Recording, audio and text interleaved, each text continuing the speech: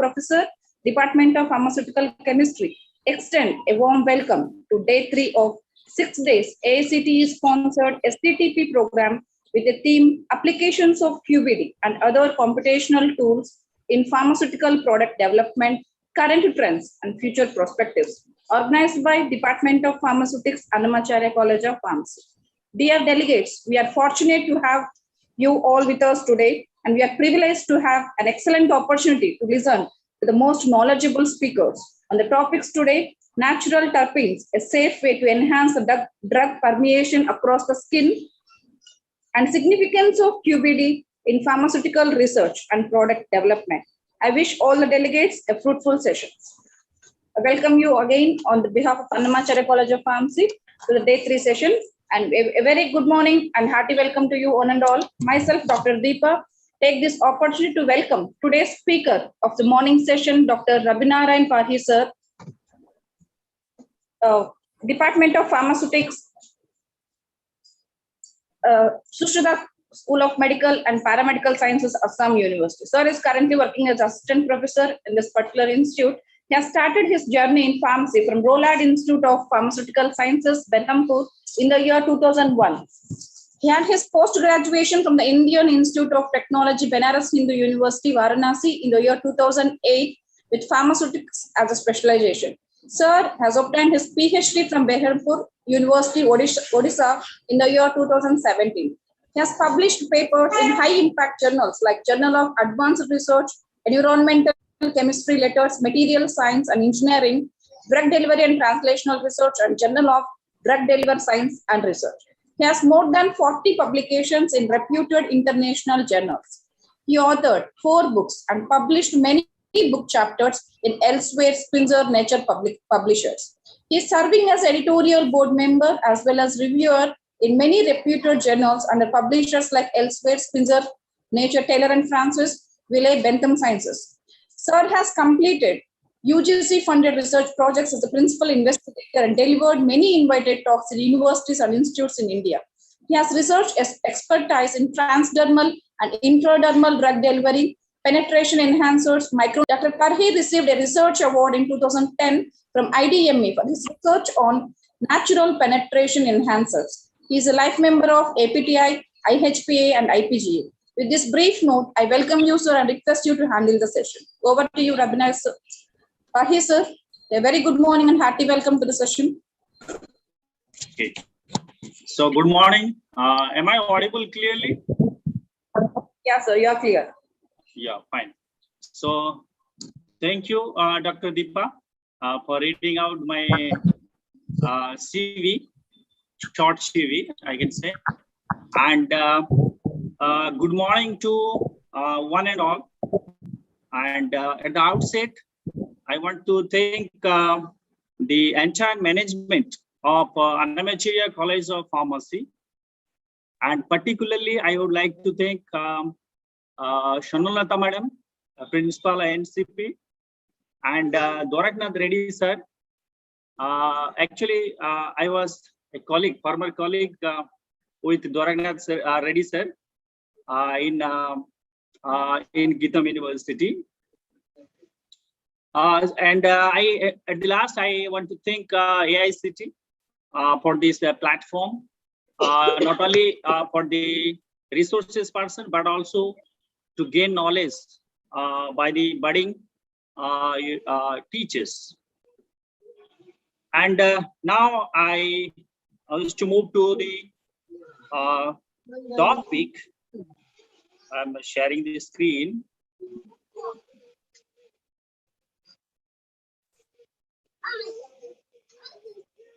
Yeah.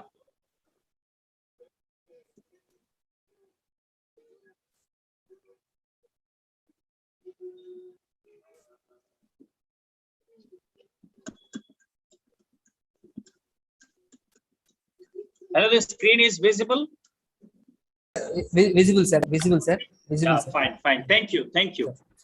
And today my topic is natural terpenes, a safe way to enhance drug permeation across the skin. Even though the topic is related to the transdermal and intradermal drug delivery, but I will be talking about QbD and its application in our research pertaining to the transdermal drug delivery. And the contents, what I am going to cover today includes the interaction part about the transdermal drug delivery, where I'll talk about the mechanisms by which the natural terpenes are going to permeate the drug across the skin. And second part, I'll talk about the terpenes, natural terpenes. And third, I'll talk about the QbD in short. And finally, I'll look into the research component, where we did research on terpenes as well as your DOE, design of experiments. So let's start with the first one. So why I am focusing much more on the transdermal drug delivery? So this is the reason. This is the third highest used routes for the drug delivery, and here some data is there. According to United States, the Outlook 2020, we have seen 32 marketed patches are there in the market, and 23 patches are in the preclinical stage and 55 patches in the clinical pipelines. And there is a growth, annual growth of 8% of TDDs, we can say transdermal drug delivery systems. And when we talk about the transdermal drug delivery, there are two things come into our mind. One is, if we are giving the drug or putting the formulation on the skin surface, then where it is going to move? The first question. And the answer will be, the drug may move inside the skin, that we are generally calling it as dermal drug delivery, where it will show its effect locally. And then second one is, the drug will move into the systemic circulation by passing through the skin, where it is called as transdermal drug delivery. And here, there are many advantages we know about the transdermal drug delivery. Most important are like, it will obviously avoid the acidic environment and basic environment of GI tract.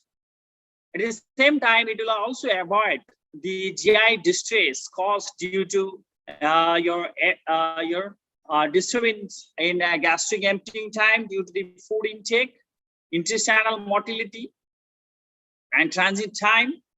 And the most important part is, it will also avoid the pre-systemic metabolism in liver as well as in GI tract, thereby needing very less dose. And it is suitable for the short biological half-life having the drug. And narrow therapeutic window drugs also can be administered. And there are also your disadvantages regarding the transdermal drug delivery, because only potent drugs whose dose is very less can only be administered. And there is also a requirement of proper hydrophilic lipophilic balance, and the molecular size also play a major role. And sometimes these patches and formulations may cause skin irritations and dermatitis. So now, how can we modify these disadvantages? Am I clear? So what I just expressed, the disadvantages, to avoid that, we have these drugs having ideal properties. Obviously, water solubility and your lipid solubility, these are the two major part here. And it should have the water solubility more than 100 microgram per ml. Lipophilicity also should be within 1.5 to 3.5. And molecular weight, preferably it should be less than your 500 Dalton. Elimination half-life should be within 2 to 4 hours. And daily dose should be less than 10 mc. And melting point also related to it. And obviously, the less than 200 degrees Celsius melting point of the drug is suitable. Because melting point is inversely proportional to the solubility of the drug in the lipid.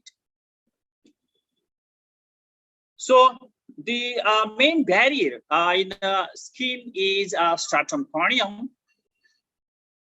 As we know, the skin is made up of 3 layers, epidermis, dermis, and subcutaneous. The barrier layer of the skin is exerted by the upper layer of the epidermis, that is called a stratum corneum, where the corneocytes are embedded in bilipid layer, and these corneocytes are joined together with the help of your desmosomes, called as corneodesmosomes. And if you look at the bilipid layer, we'll see there are polar heads, and there is also non-polar heads. And the drug permeation pathways we look at, there are 2 ways the drug can move through the skin. When we are talking about the transdermal, generally it will move through the skin, or else the transappendageal route through the pilosebaceous glands and sweat glands, all those. So here we'll generally talk about the drugs moving through the skin by the transcellular across the skin, across the cells, intercellular in between the cells. Your cells are corneocytes. Transappendageal routes are having limited applications because the surface provided by them is very negligible compared to the total surface of the skin. And what are the methods we can opt to enhance the permeation of the drug through the natural barrier, that is stratum corneum? We can talk about chemical methods and physical methods. And in the chemical methods, we are having the permeation analysis. Generally, we're calling chemical permeation analysis. And the physical methods, we are having 3 categories: electrically assisted techniques, stratum corneum bypassing, where we can use the microneedle and high velocity jets, and stratum corneum removal, the ablation and cap stripping.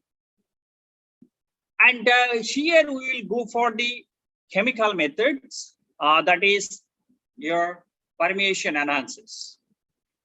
And there is a theory that is called as lipid protein partitioning theory, LPP theory, where the mechanisms of all the chemical permeation analysis are generally described.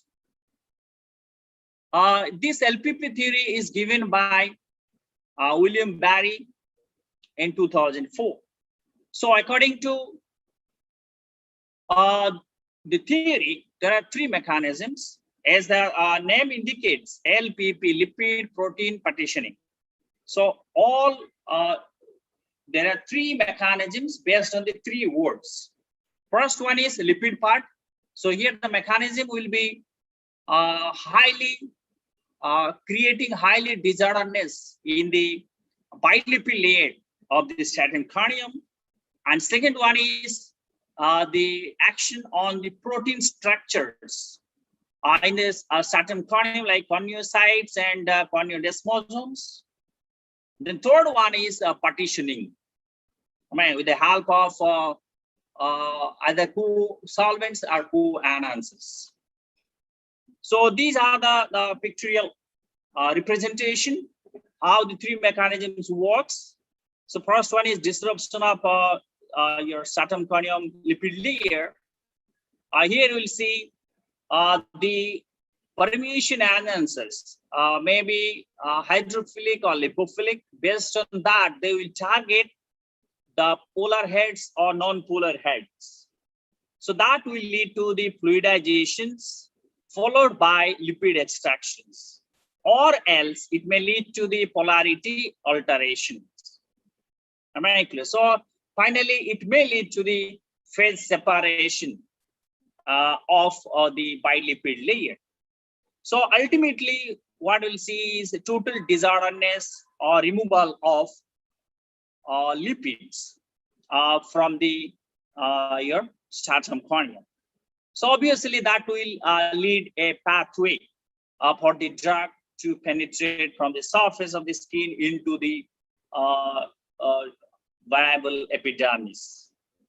So this is the second one is the protein structures, disturbance in the protein structures created by a certain penetration enhancers. Here you'll see your structures, generally brick and mortar structures we are talking about, of the like corneocytes are embedded in the bilipid layer, will be disturbed. The corneocytes will be separated and will provide the path for the drug to move.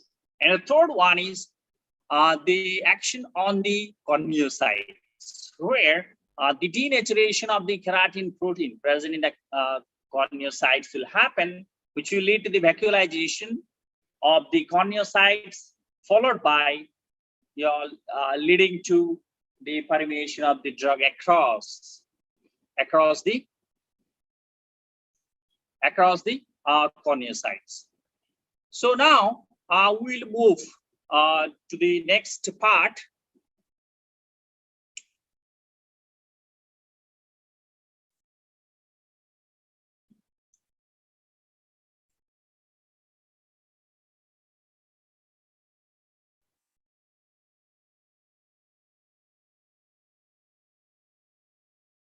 Hello? Sir?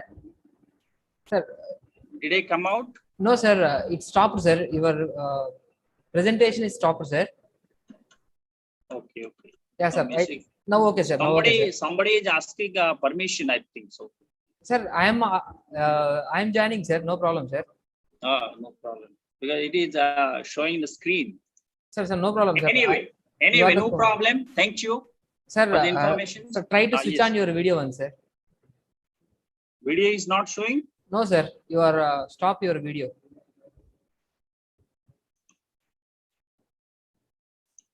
Kindly start your video, sir. Is showing now?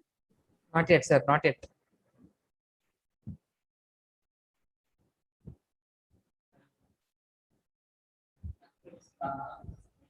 Okay, sir. No problem, sir. Carry on, sir. No issues. No issues, sir. Carry on, sir. Screen is showing, no? Screen is showing, sir. Screen is showing, sir. Yeah. Yeah, sir. Thank you. So it is visible now, toppings. The screen is about the toppings. The second part. Yes, sir. We moved into the second part, that is toppings. As you know, the essential oils are generally abundantly found in the nature. They are generally concentrated aromatic, hydrophobic, oily, volatile liquid, characterized by strong odor and produces from the different plant materials. And now we are generally concentrating on terpenes. Terpenes are the extract of the essential oil, the components of the essential oil. And these are generally a complex mixture of non-polar or semi-polar lipophilic constituents of low molecular weight. And they may act at different concentration. Am I clear? So now terpenes is a term used to describe a compound that is constituent of an essential oil and that does not have an aromatic character but contains carbon and hydrogen atoms. Additionally, it may contain oxygen also. So there is a classification about it based on the number of isoprene units. Based on the number of isoprene units, there will be number of carbon atoms. And the chemical classes also we can see here. There are many chemical classes about the terpenes. And now we talk about why the terpenes. Why there are many chemical penetration enhancers like organic solvents, DMSO, all those. And why we're talking about the terpenes? Because terpenes are of natural origin, and they're having the gas status, generally regarded as safe by the FDA of the US. And terpenes have good penetration enhancing ability at lower concentration compared to the other penetration, chemical penetration enhancers. And most important part is they are having low systemic toxicity and skin irritancy. So these are the reason why we are generally considering terpenes as the most useful penetration enhancers. So how these terpenes will work in enhancing the permeation of the drug? There's some mechanisms. There are many mechanisms, and basically the most important one is the action on stratum corneum lipids. So here the terpenes will act by two ways. One is it will interact with lipophilic tails of the intercellular lipid, and second one is it will interact with the polar head groups. Both the ways the permeation enhancing ability will be increased for the drugs. But the former one, the lipophilic tails of the intercellular lipid, is the predominant mechanism here. So there are many penetration natural terpenes like menthol, menthol, 1,8-cineol, and many more are working on this principle. And nerandomilol is another enhancing permeability by fluidizing the stratum corneum lipid. The second mechanism by which it will be working is on interacting with the hydrogen bonds present in the ceramides. There are a lot of ceramides molecules present in the bilipid layer, and they are generally helping the maintaining bilipid layer in the skin. They generally act as a protectant to the bilipid structure by making hydrogen bonding. But certain penetration enhancers like terpenes will competitively bind with the structures of the skin and displacing the ceramides from the sides, thereby loosening the bilipid layer and causing the drug to permeate through it. So generally the permeation enhancers having functional group that can donate and accept a hydrogen bond. So that type of penetration enhancers are useful at this particular mechanism. Here menthol, camphor, menthol can be you're showing this particular mechanism. Then another is effect on stratum corneum partitioning of the drug. Here we'll see two things. One is the terpenes found to be dissolved in the intercellular lipid domain, which will improve the partitioning of the drug across the stratum corneum, where menthol and cineol are working. The interaction between the drug and terpenes by hydrogen bonding contributes to the enhancement of the partitioning of the drug. Am I clear? So here on the second mechanism, either the hydrocarbon, your terpenes like limonins, oxygen containing terpenes like camphor will be working by this mechanism. Then fourth one, effect on the physiological reactions. So here certain terpenes will react with the living skin, such as they will be exerting vasodilation properties. They will be increasing the skin temperature, thereby increasing the efficacy of the penetration enhancers. So menthol is one of them. Very clear. So it will be vasodilating the vessels, thereby increasing the permeation of the drug. So then next is the factors generally influencing the permeation of the drug across the skin. First one will be lipophilicity of the drug, which we discussed earlier. It is very important that the drug should have the physicochemical properties like log P value within 1 to 3, molecular weight less than 500 Dalton. These are most suitable types of drugs. And if you look at the terpene part, the lipophilicity of the terpene is the important one. Here, the hydrocarbon terpenes, such as limonene, exhibit better penetration enhancements for lipophilic drug molecule, such as endomethacin. Is the principle like hydrocarbon terpenes will be enhancing the permeation of lipophilic drugs. Vice versa case, the your hydrophilic terpenes will be enhancing the your permeation of hydrophilic drugs. This is a general principle generally seen. For most of the drugs, amphiphilic terpenes, such as nerolidol, having the high penetration enhancer effect because it may act on the bilipid layer and make the desiredness in that. Then another factor is concentration of the terpenes. So generally, it should be used within 0.4 to 15%, but most preferably, it is used between 1 to 5%. If you are going to use more than that, there will be a negative impact. So there will be a decrease in the penetration of the drug across the skin. The chemical structure of the terpenes, as we have seen in the classification, there are many functional groups. Particularly, we classify them into two. One is hydrocarbon, and then there is the OH group, or oxygen containing your terpenes.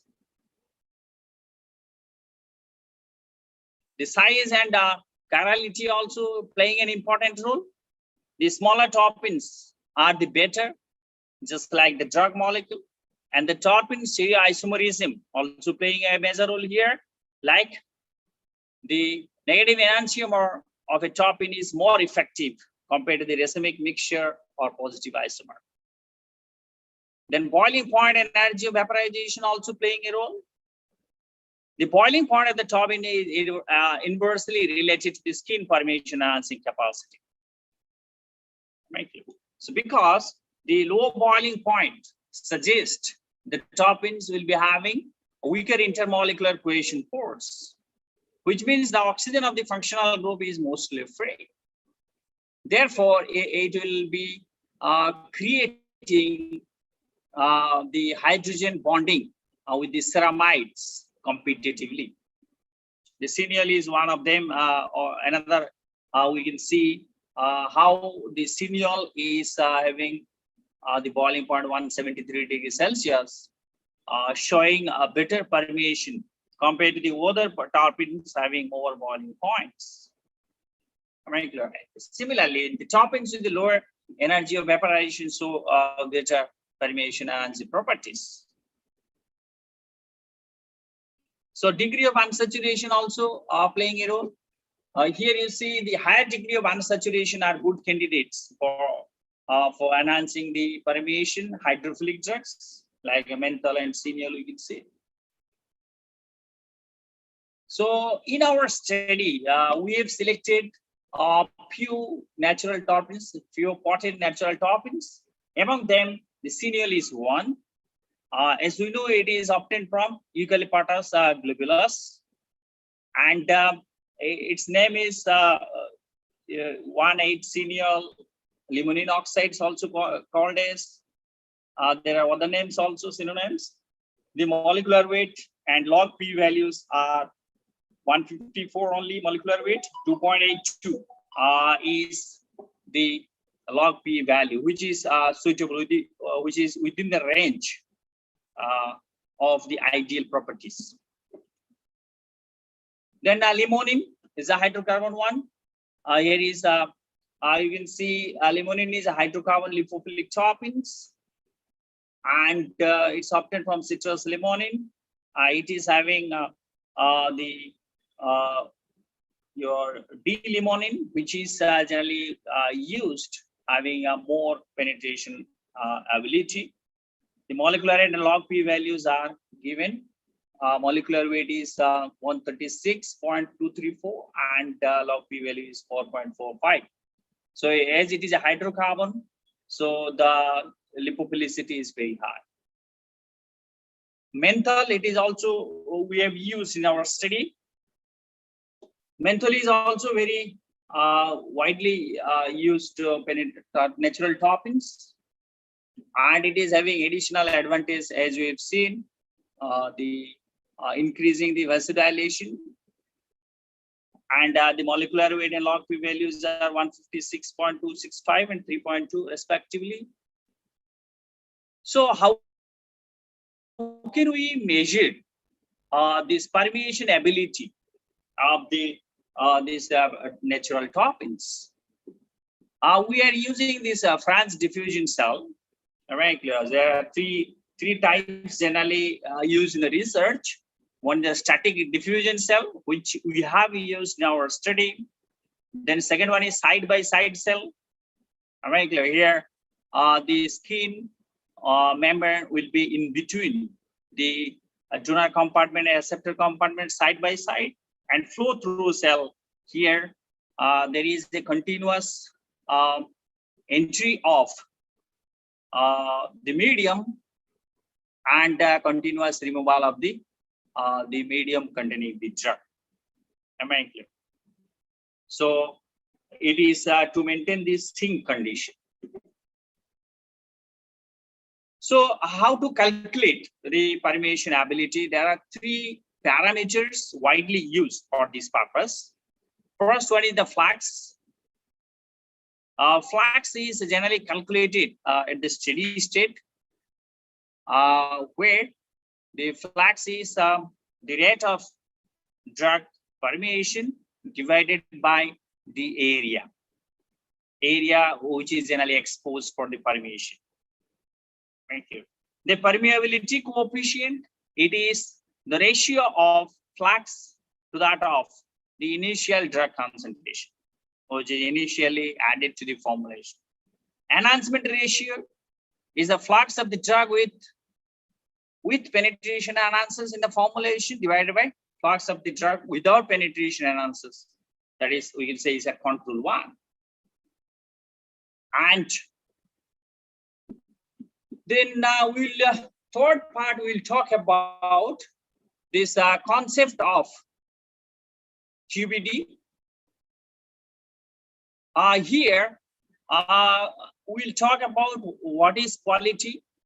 Quality in the pharmaceutical term is a product that is free from contamination and reproducibly delivers the therapeutic benefit promised in the label to the consumer. So quality otherwise can be defined the suitability of either a drug substance or the drug product for its intended use. So according to ICH, to identify quality cannot be tested in the products, but it should be built into the product by design. That is the main concept behind this QbD. So finally, we can define the QbD as a systematic approach for the product development that begins with predefined objectives and emphasizes product and process understanding, process control based on sound science and quality risk management as per the ICH. So based on the definition, the principle of QbD concepts summarized here: risk and knowledge-based decisions, systematic approaches, process development, begins with predefined objectives, emphasizes product and process understanding and process control based on the sound knowledge and quality risk management. And next will be, or final will be, all those things will lead to the continuous improvement of the process as a whole and the product as a particular. So in a quality by design approach, what we are generally targeting at, to meet the patient needs and performance requirements, the process is designed to consistently meet the critical quality attributes which generally put forth at the beginning. The impact of the raw materials and process parameters on the product is understood. The process is evaluated, updated to allow for consistent quality over the time, and the source of variability, to identify the source of variability and control those variable terms. So in the ICH, there are 4 guidelines you'll see, Q8 to Q11, or are pertaining to the quality by design.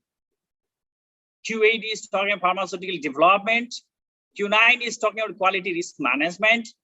Q10 is talking about pharmaceutical quality system, and Q11 is talking about development and manufacture of drug substances. So there are a lot of difference between the traditional approach and QbD approach we have. So we look at few of them. Start with the hit and trial approach in case of traditional. All right, there is no objective way created. So therefore, we always hit and trial approach we use. QbD is having that predefined objectives. So there is no use of hit and trial approach. Traditional approach also, method performance evaluated during the validation process. But in QbD, you'll see the performance will be evaluated throughout. Limited understanding of analytical variables in the traditional approach, but QbD approach, you will see a lot of variables and how those variables are impacting the responses. And also the systematic evaluation of individual variables and interaction effects also taken care of. So method quality based on method validation, as we mentioned that performance qualification is the assurance for the method quality. Method verification and transfer separate exercises, but it is all those aspects of verification and transfers, all those are maintained throughout the life cycle of the product development. And in the traditional approach, last one is no regulatory flexibility with respect to changes, but working with MODR, that is movement within the operable design, is generally not considered any such type of changes. So if you look at the key factors or key steps in the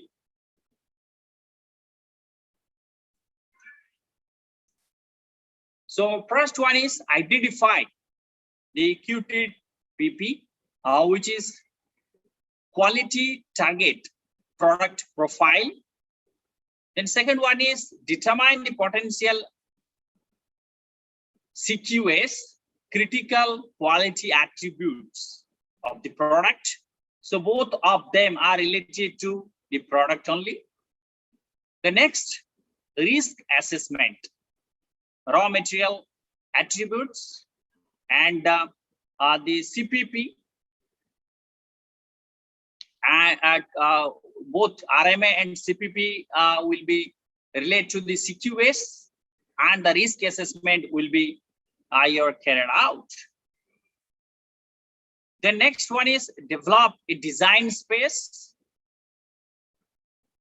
where designing will be carried out in this stage generally. So both of them are related to the process. And the final one, so final two are design and implement a control strategy and manage product life cycle, including the continual improvement. Both of them are under the control the process over the product life cycle. So totally the QbD will be categorized into 6 steps, and out of the 6 steps there are 3 particular things related to product, process, and quality, or control, you can say control of the process. So step 1, many speakers might have told about this, all the steps are thoroughly discussed. Just I'll simply talk about it.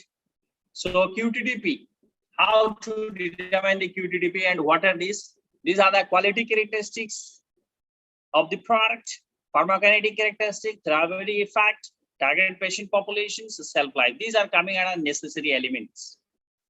Some cases, desired elements also we have to put forth: the dosage form, route of administration, clinical setting, and primary, secondary packaging.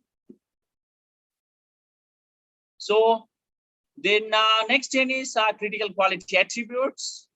Yes, CQA is a property or characteristic that when controlled within a defined limit or range or distribution ensure the desired product quality. So it may be physical, chemical, or biological or microbiological properties or characteristics that should be within an appropriate limit. If it is exceeding the limit, so there will be a problem in maintaining the quality. Risk assessment. So in the risk assessment, a systematic process for the assessment, control, communication, and review of the risks to the quality of the product across the product life cycle. So you see, it may be of low risk, medium risk, high risk. So based on that, we have to take care of the total process of the QbD.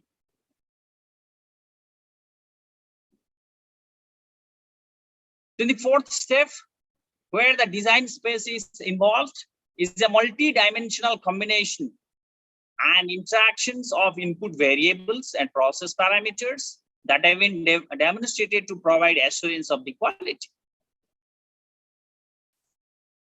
Here, we are having many things like first principle approach, a non-mechanistic approach, scale-up correlations, risk analysis, all those. Where particularly I will talk about the DOE later on. The application of DOE is in the transdermal drug delivery.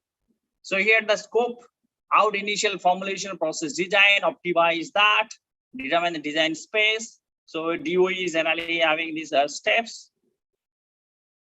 Later on, we will talk about this.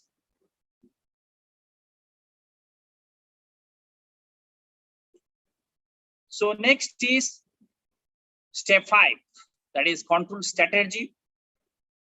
So here a planned set of controls derived from the current product and process understanding that assures process performance and product quality.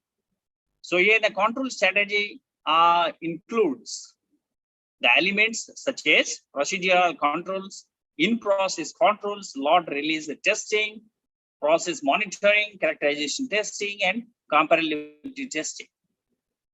So last one is life cycle management. It is the last step in the QbD where we have to manage the product's life cycle.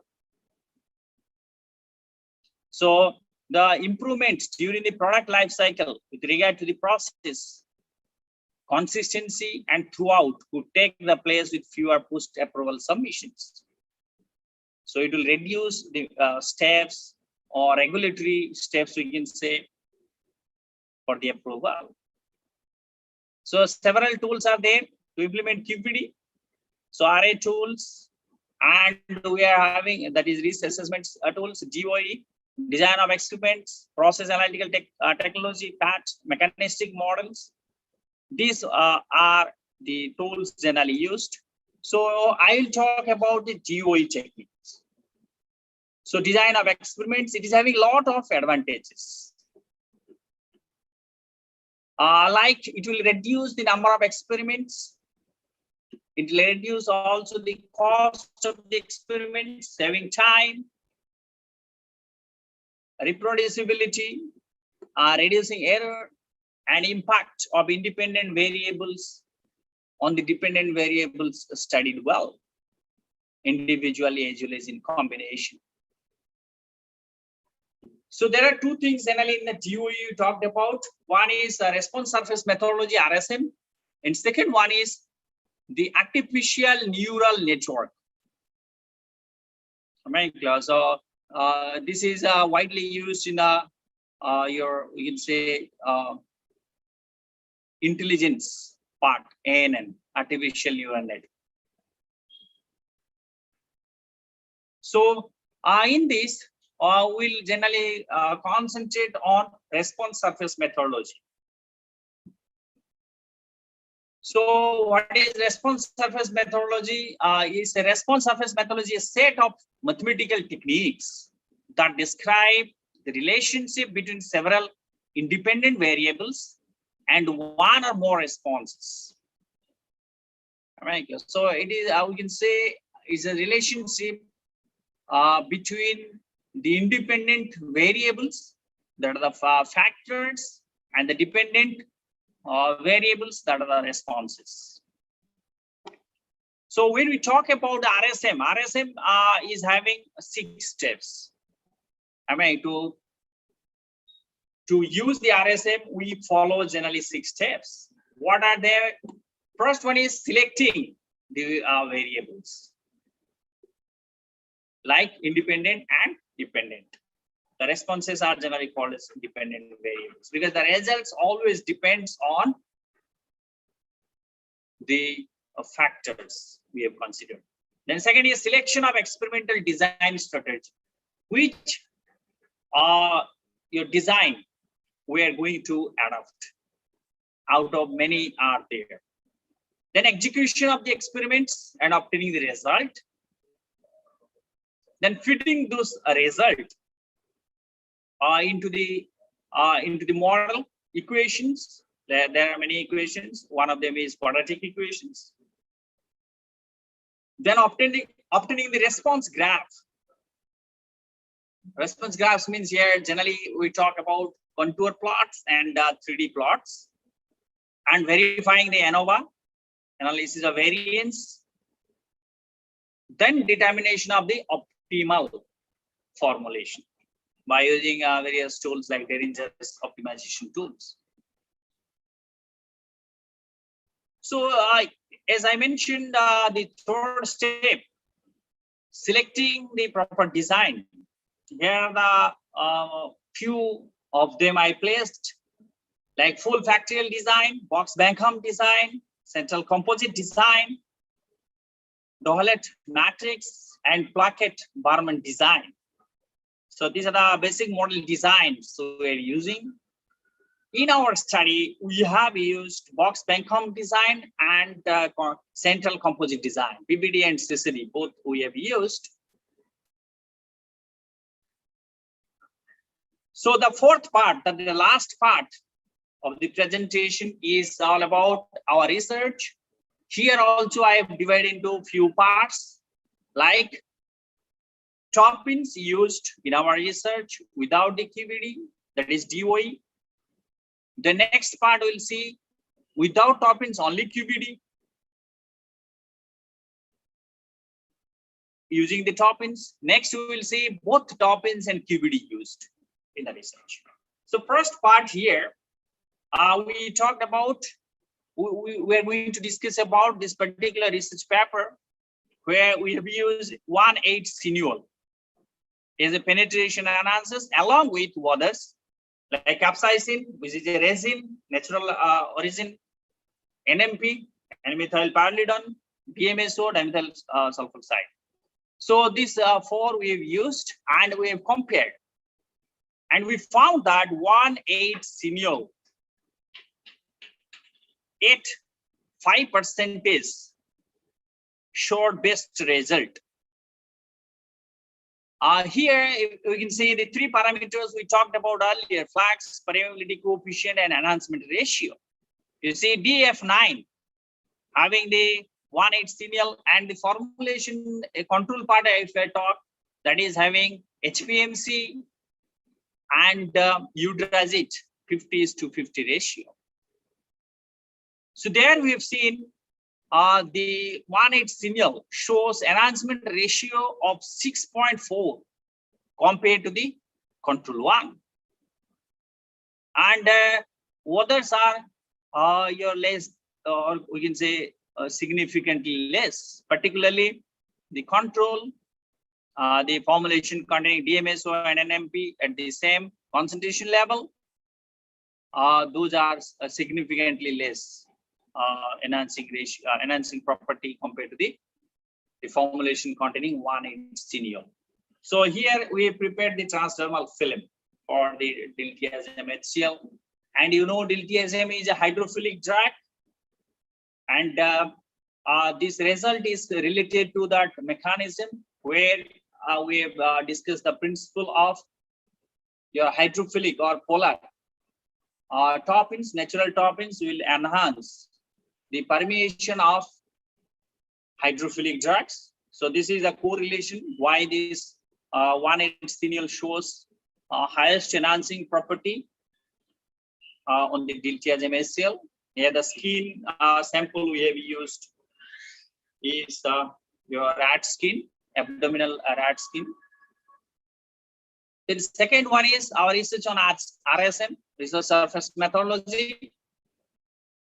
Here we have talked about the heterocoxic drug using the box Bankham design 3⁻3. Here the benefit or the advantage of having the box Bankham design is we are able to reduce the number of the experiments, because if you look at into the factorial design, 3⁻3 will lead to 3 × 3 × 3, 27 experiments. But in a box Bankham design, we are having only 17 experiments. So this is one advantage we got. So it will take obviously less time. So here, what are the independent variables we talked about? Heterocoxic, HPMC, and Udrazit at 3 levels. And dependent variables we talked about viscosity and Q24. That is permeation, the amount of drug permeated at 24 hours. So these are the results obtained. Observed value, predicted value by the your design expert. We have used design expert software. So the predicted value will be given by the design expert. State is design expert. So observed value will be also generally obtained by the experimental part. So then, as we mentioned about these contour plots and 3D plots. So left side, if you look at, we'll find your contour plots, and right hand side for this particular one, right hand side will get the 3D plots. So the contour plots in 3D plots generally will give the effect of the independent variables on the individual the responses or dependent variables. So the left top, if you will see there, your viscosity is the response. So how it is influenced by the concentration of HPMC in the x-axis, sorry, in the y-axis, and heterocoxic in the x-axis. Okay. So viscosity will be this your contour plot is indicating, and also the color effect you can see from blue towards the red will generally indicate the increase, and the reverse way you'll see it is decreasing.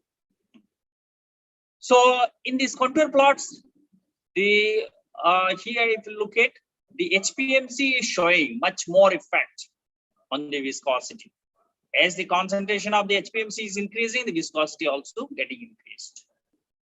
And iterative oxygen is a drug.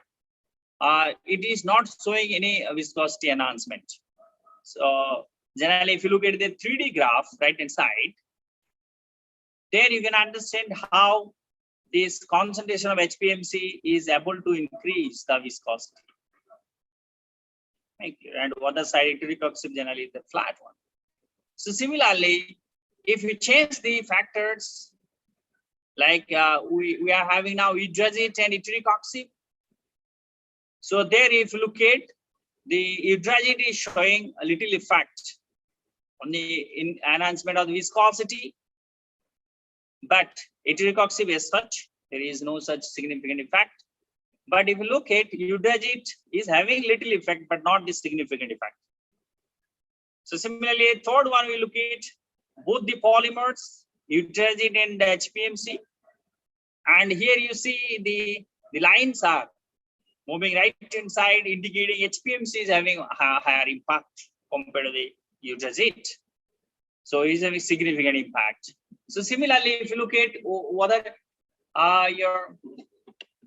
your response, what the response here is Q24, that is the amount drug permeated in 24 hours per unit area. So there, if you look at the iterative oxygen will be having high impact because the drug, if we are increasing the drug amount within the limit, it will show higher permeation. Am I clear? And if you look at the second one, is same effect you'll see. And if you last one where the iterative oxygen is not there, what are two factors we talk about? So they have no effect as such on the Q24. Okay, so this is how the RSM, research surface methodology, the surface we can use, these are the surface we can use to identify or to determine the influence of dependent variable, the influence of independent variable on the dependent variables. That is factors on responses. So another research paper where we will see both the things are involved, like natural terpenes we have used 1-hexenol, and also we have used your DOE. Here we have also used the same DOE, that is box background design 3 to the power 3. So if you look at here, the 3 independent variables with the 3 labels we talked about. Here, hexenol we have taken 2.45 and 5 and 7.5 concentrations, and we have used this particular your box Bankham design to carry out the experiments. And as we already we've talked about that the box and Bankham design will produce 17 experiments, and 17 experiments you can look at here with the different independent variables with the labels. So we are having predicted value and experimental values. The closeness of the experimental value and predicted value will indicate the correctness of the design. So here also we will look at this part, the control plots and the 3D your graphs. So if you look at the left hand side, where the your response is tensile strength, and by changing the plasticizer and FT cycle, freeze-thaw cycle. Freeze-thaw cycle means here we have prepared thermo-reversible gel. So in the thermo-reversible gel preparation, generally we'll see the one of the most important or widely used method is freeze-thaw cycle, where the alternate freezing and thawing cycles will be used to develop the proper network or crystallite structure in the thermo-reversible gel. So here you see the impact of plasticizer and freeze-thaw cycle on the tensile strength. So obviously the freeze thaw cycle is having an impact on the tensile strength, but the glycerol is having a negligible impact. Similarly, I will see the glycerol, that is plasticizer and penetration enhances. Here also, we are not going to see such impact.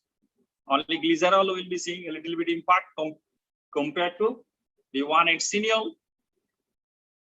Then finally, FT cycle and 1,8 cineol case, you see here, the FT cycle is having more impact, which is shown in the 3D graph.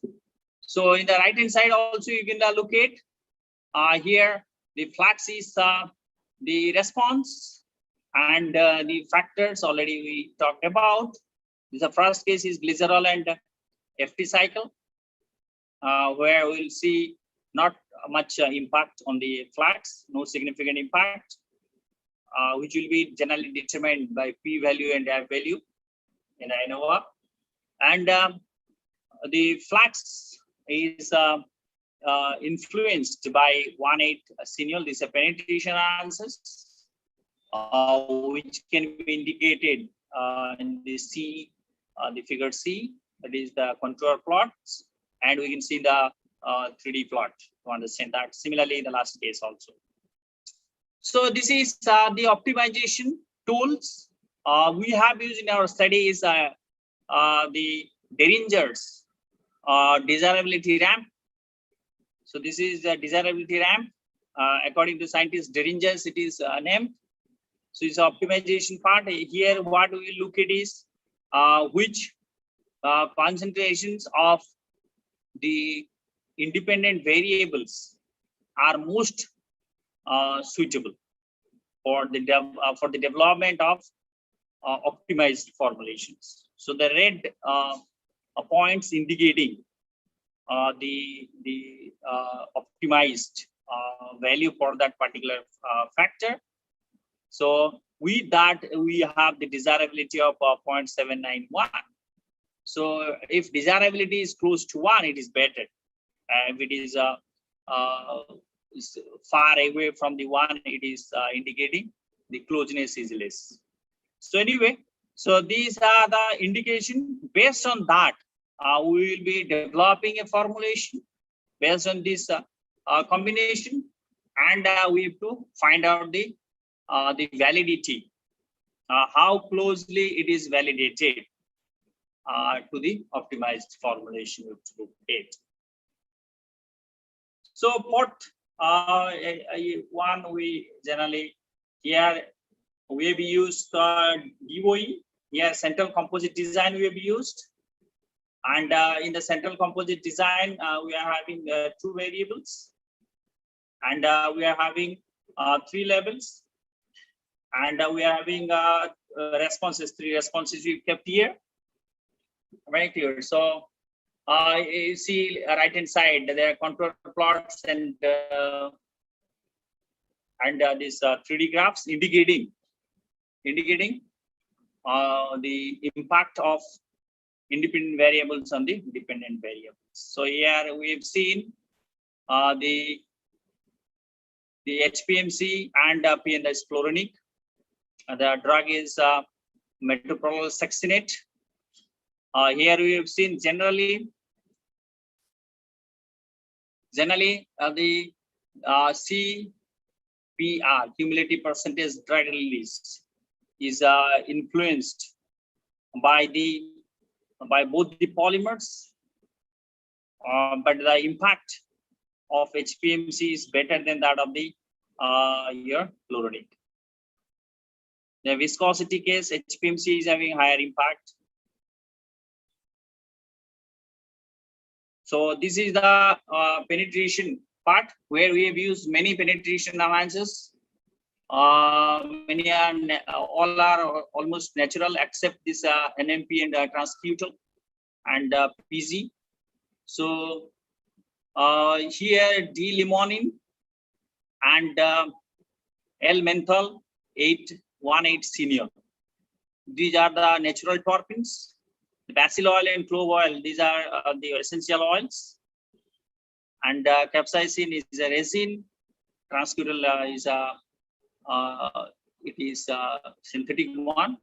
So we have seen here among these three natural terpenes, your highest enhancement ratio we found in case of 1,8-cineal, because this is also same story like the hydrophilic drug is metoprolol succinate, and as we know, for hydrophilic drug the polar penetration analysis will show better result. So this is the reason why the 1,8-cineal shows highest enhancing capability. And then we'll be seeing the elemental. D-limonene will be last because D-limonene is a hydrocarbon one. So it will not show much more enhancing effect on it. And those are the factors. Apart from that particular factors, we are also having other factors influencing, as you mentioned in the earlier case. There's a log p-value and chemical class and boiling point. These are also influencing the result.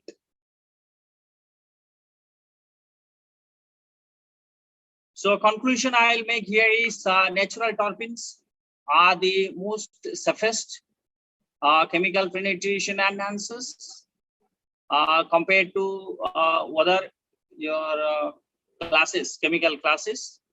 At the same time, if you compare the physical methods, there is no pain involved by using the natural penetration enhancers, and more potent these are, and at lower concentration we can use. And if you look at the research and whatever is coming out from the research, until now at least 28 terpenes have been evaluated. Already have been evaluated, right? And among them, only 1 minute I will complete it. 1,8-cineal and menthol. And QbD is not far realized to be adopted in all types of pharmaceutical research. But we expect in near future the QbD will be a core part in the pharmaceutical development, and all companies and including the academia and the research labs will come together to exploit the QbD mostly in the pharmaceutical sector. So thank you for patiently listening, and I will also thank the ICT for this opportunity. Thank you. Over to you. Thank you, sir.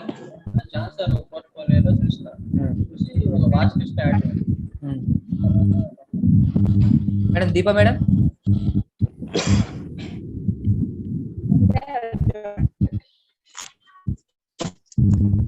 Any queries from the participants? There is no question in the Looks chat like, box also, madam. Looks like the session is very clear, sir. Thank you so much, Rabnar and Pari, sir. Actually, you gave the presentation very well and even explained the little the points are very with good effort and in very easy way. It was quite good, and our delegates were looking so impressed with your presentation. And once again, thank you for accepting our invitation, and thank you for your nice presentation, sir. Thank you once again. Thank you. Please accept this certificate from Annamacharya College of Pharmacy. Pradeep sir, could you share the certificate? Appreciation.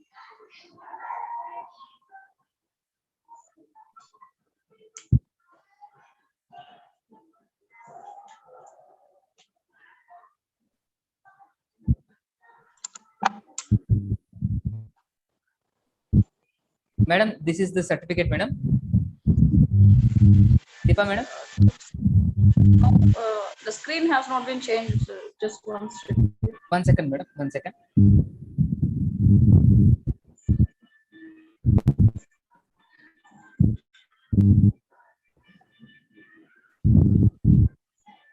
Deepa, madam.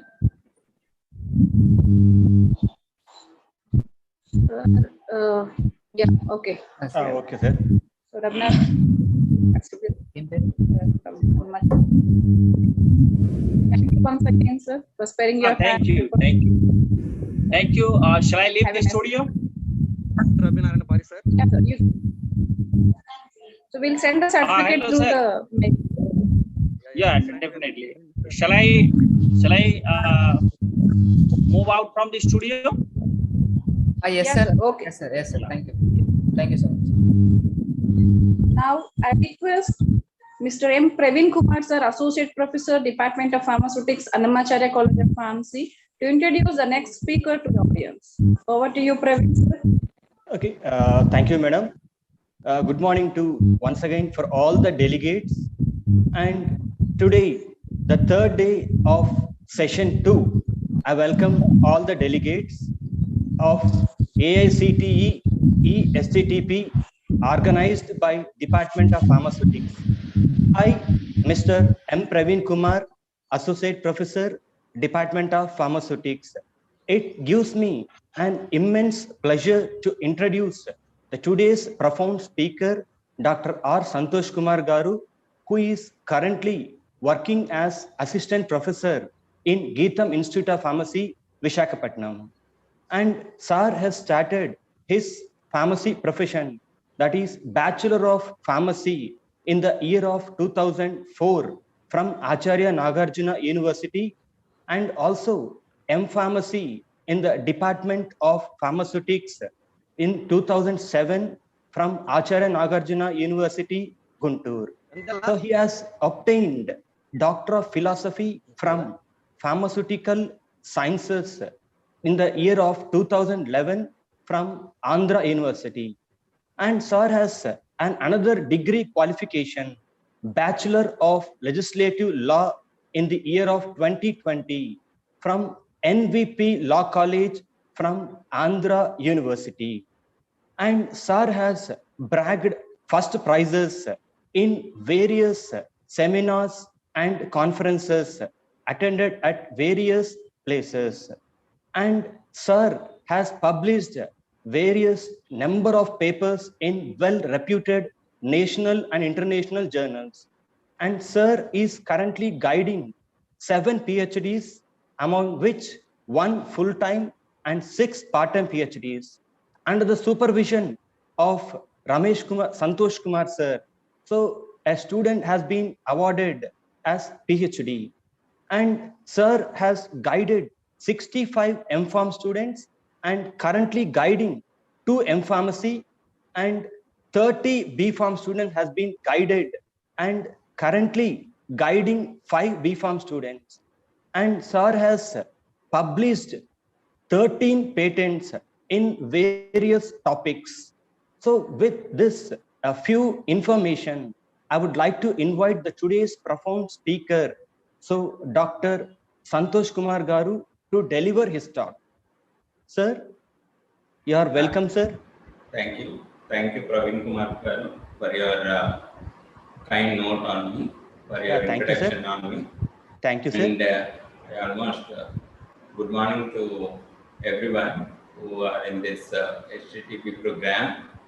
And I'm very thankful for giving this opportunity to speak and share my knowledge on this platform, especially to the principal of the Annamacharya College of Pharmacy, Swarnalatha Garu, and also STTP coordinator, Dwarakanath Reddy sir.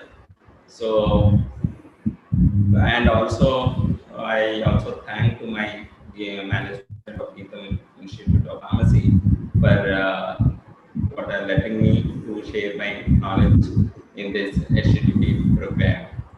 With this, I want to share my knowledge, whatever on the today's topic, that is,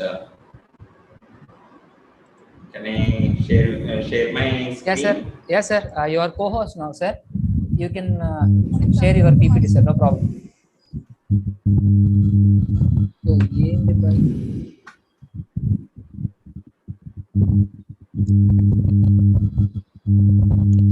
Pradeep sir, there's some disturbance, sir. My screen is visible. Yeah, visible, sir. Somebody is entering. That's Yeah, And my today's topic is factorial designs, the significance in pharmaceutical research and product development. As everybody knows that the pharmaceutical research is very vast. Whatever the thing, there is no end point for it. There is only a starting point, but there is no end point. So whenever we are selecting a topic for the research, so there may be several parameters. Oh, because my webcam, because this behind me there is a tube light, so that it is not brightness. It will take, not my face. That is the problem.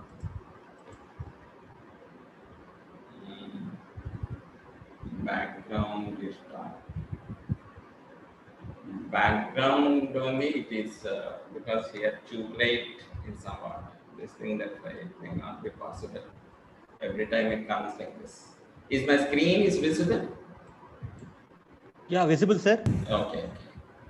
Then we can continue to the topic, that is the pharmaceutical designs, that is significance in pharmaceutical research and product development. Why this is so important? As I said that in the pharmaceutical research, there is a starting point, but there not be an end point. Then why we are saying that there is no end point? Because one product is marketed into the market, then we say can we say that it is the end point? No, we cannot say, because the marketed product may have the bioavailability of 80%. The other company comes and works on it and may enhance the bioavailability up to 83 or 85.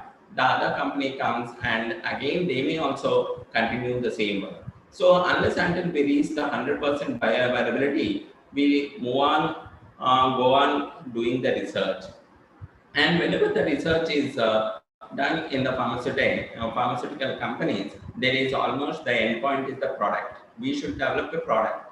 That is the main motto of the pharmaceutical companies. So in order to do this research and the product development, many years together we have to spend, because the the conventional methods are trial and error methods, because we don't know what molecules can be incorporated into a particular dosage form and what dosage form should be done. So basically all whatever the medicines are categorized into 3 dosage forms, only 3 types of dosage form, either the solid or the liquid or the semi-solid. So whatever the excipients, whatever the active ingredients are there, they should be incorporated into these 3 types of dosage forms in order to reach to that of the patient, so that they may have the therapeutic action of the active drug molecule that is present in that of the whatever your dosage form. So in order to get a dosage form, it will take many 20 to 25 years together in order to get a successful dosage form, not only a drug molecule, but to keep a drug molecule into a suitable dosage form. That is also very much important. So once we achieve whatever the drug molecule, its dose should be calculated. Once the dose is calculated, it should be kept in a suitable dosage form. So because why I am using the word suitable, because the same drug may not show the same therapeutic effect in all the 3 types of dosage form. Suppose some drugs, they may show better bioavailability in the liquid dosage form, some in the solid dosage form, and some in the semi-solid dosage forms. And also, depending upon the patient compliance, we will be developing the particular type of the dosage forms. And in order to shorten this, whatever the research period, and to get a successful dosage form into the market, we can use this factorial designs. As everybody knows that the design is a very common term. The design means a particular thing that is to be pre-formulated. For example, if you want to have a building initially on a whatever the vacant place, first of all we have a design of that on that of the paper. So then only we will go for the construction of that particular thing. Then the same thing, first of all, we have to design our research, and what in the design, what should be considered? The factors, whatever the factors that are to be influencing your research work, it should be incorporated. For example, suppose if you want to dig a well and for what you don't know whether water is whatever the at what region, at what depth it is there, we don't know. At what depth the water is there, we don't know. But we want to get the water from the underground. So what we see so many factors like what is the nature of the soil, what is the humidity levels, wow, how is the rainfall in that particular region. All the parameters will be influencing in order to get the water from the underground. In the same way, here, in the case of the factorial designs, so the factors, the various factors that will be influencing the pharmaceutical research will be considered and they will be kept into a particular design. So that is about the today's topic, that is the factorial design. And we see how they are very much significant in the pharmaceutical research and the product development. And these are the various contents that we see today. And as I am telling that, the research problems are mainly stated in the form of the hypothesis. Why the hypothesis means? Because we don't know what is the answer for your research. So they are basically empirically tested and there are very wide range of possibilities of testing this hypothesis. So when you go for the conventional research, there will be so many designs that can exist as there are many possibilities. But whenever you design your research work very carefully, which is worked out to yield a dependable and valid answer to the hypothesis. So whenever you're working on your work, first you keep it down on the paper as the hypothesis, and at last you find a valid answer to your hypothesis.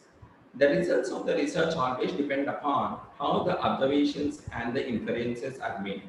Because whether it is a successful research or an unsuccessful research, the first thing is how we are doing the observation and how the whatever the inferences are made based upon the observations that we get. And these dependable, our observations and whatever the inferences will depend on how adequately we plan the research design. So if we plan the research design in a very good manner, whatever the observations and the inferences from these observations will be more successful than without planning. The planning of the research design mainly depends upon the number of the independent variables. What is the independent variables? The variables is nothing but it is only a factor. It is only a factor that the level of the factor can be changed. Then it is called as the independent variable. So it does not depend upon anything else. It does depend upon, but it is a variable. That means you can change the level of that particular factor, then it is called as an independent variable. And it also depends upon the number of the levels of the each independent variable and what are the various kinds of the independent variable. Suppose if we have one independent variable, then we use single factor experimental design. So there is nothing, no problem in it. So we have only one independent variable and that can be used. But whenever we have more than one independent variable with more than one level, then we should go for the factorial design. Why? For example, how it is related to that of the pharmacy. Now, whenever you go for any dosage form, either a solid or a liquid or a semi-solid, it not only constitutes the active ingredient but also other excipients. That means so many people will be whatever the so many factors will be influencing. So many factors will be influencing the active ingredient. The active ingredient is surrounded by so many other excipients. Yes, does the excipients influence the therapeutic action? Yes, the therapeutic action is influenced by the excipients even though they are inert. How they can influence? Because the excipient either by nature they may be a hydrophilic excipient or the hydrophobic excipient. Suppose if it's a hydrophilic excipient, what happens when the active ingredient is in contact with that of this hydrophilic excipient, what happens? The wettability of whatever your drug molecule will be increased, because the contact angle of the drug molecule will get decreased. When the wettability is increased, the solubility of that particular drug increases. If the solubility increases, then the dissolution rate increases and the absorption increases. Then if the absorption increases, what happens? It reaches to the therapeutic target site at a faster rate and shows the therapeutic action very fastly, and the patient feels very comfortable, and because his symptoms of that particular disease gets reduced. See, that's why whatever the excipients that you are incorporating into a particular dosage form can be considered as a factor, and these factors can be called as independent variables. You can take them as independent variables. But suppose only active ingredient is there and only one excipient is there, and you are able to formulate a dosage form, then there is no need of this factorial design. If there are more than one, suppose if there are two, whatever the variables, or three variables, or four variables, or four factors, then you should go for this factorial design. The factorial design may be either a 2-factor or a 3-factor or a 4-factor. And as I'm telling that, the traditional research methods generally study the effect of only one variable, that is only one factor at a time, because it is statistically easy to manipulate. Suppose an active ingredient, suppose we go for the paracetamol tablets, a very widely used dosage form. The paracetamol, mainly the active ingredient is paracetamol. Whatever other ingredients will be there in that, the other ingredients may be either a binder or an excipient or a lubricant or a glidant or a diluent, all will be there. And here in the diluent, suppose in the diluent also, you can use hydrophilic diluents, hydrophobic diluents. Like suppose if you use the hydrophilic diluents, the solubility of the paracetamol increases. So if the solubility is increased, what happens ultimately?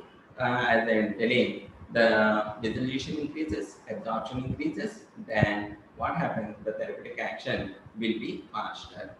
So in the traditional method, only one factor, either you can change a diluent or you can change a binder. Yes, the binder is also having the whatever its action on the whatever the dissolution of the particular paracetamol.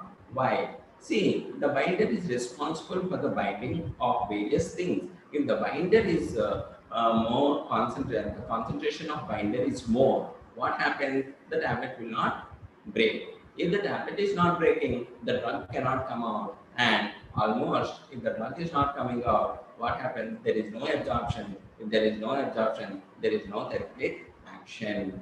So here what you should see is all ingredients which are kept in the particular dosage form, all the excipients are very much needed, for the formulation of that particular dosage form.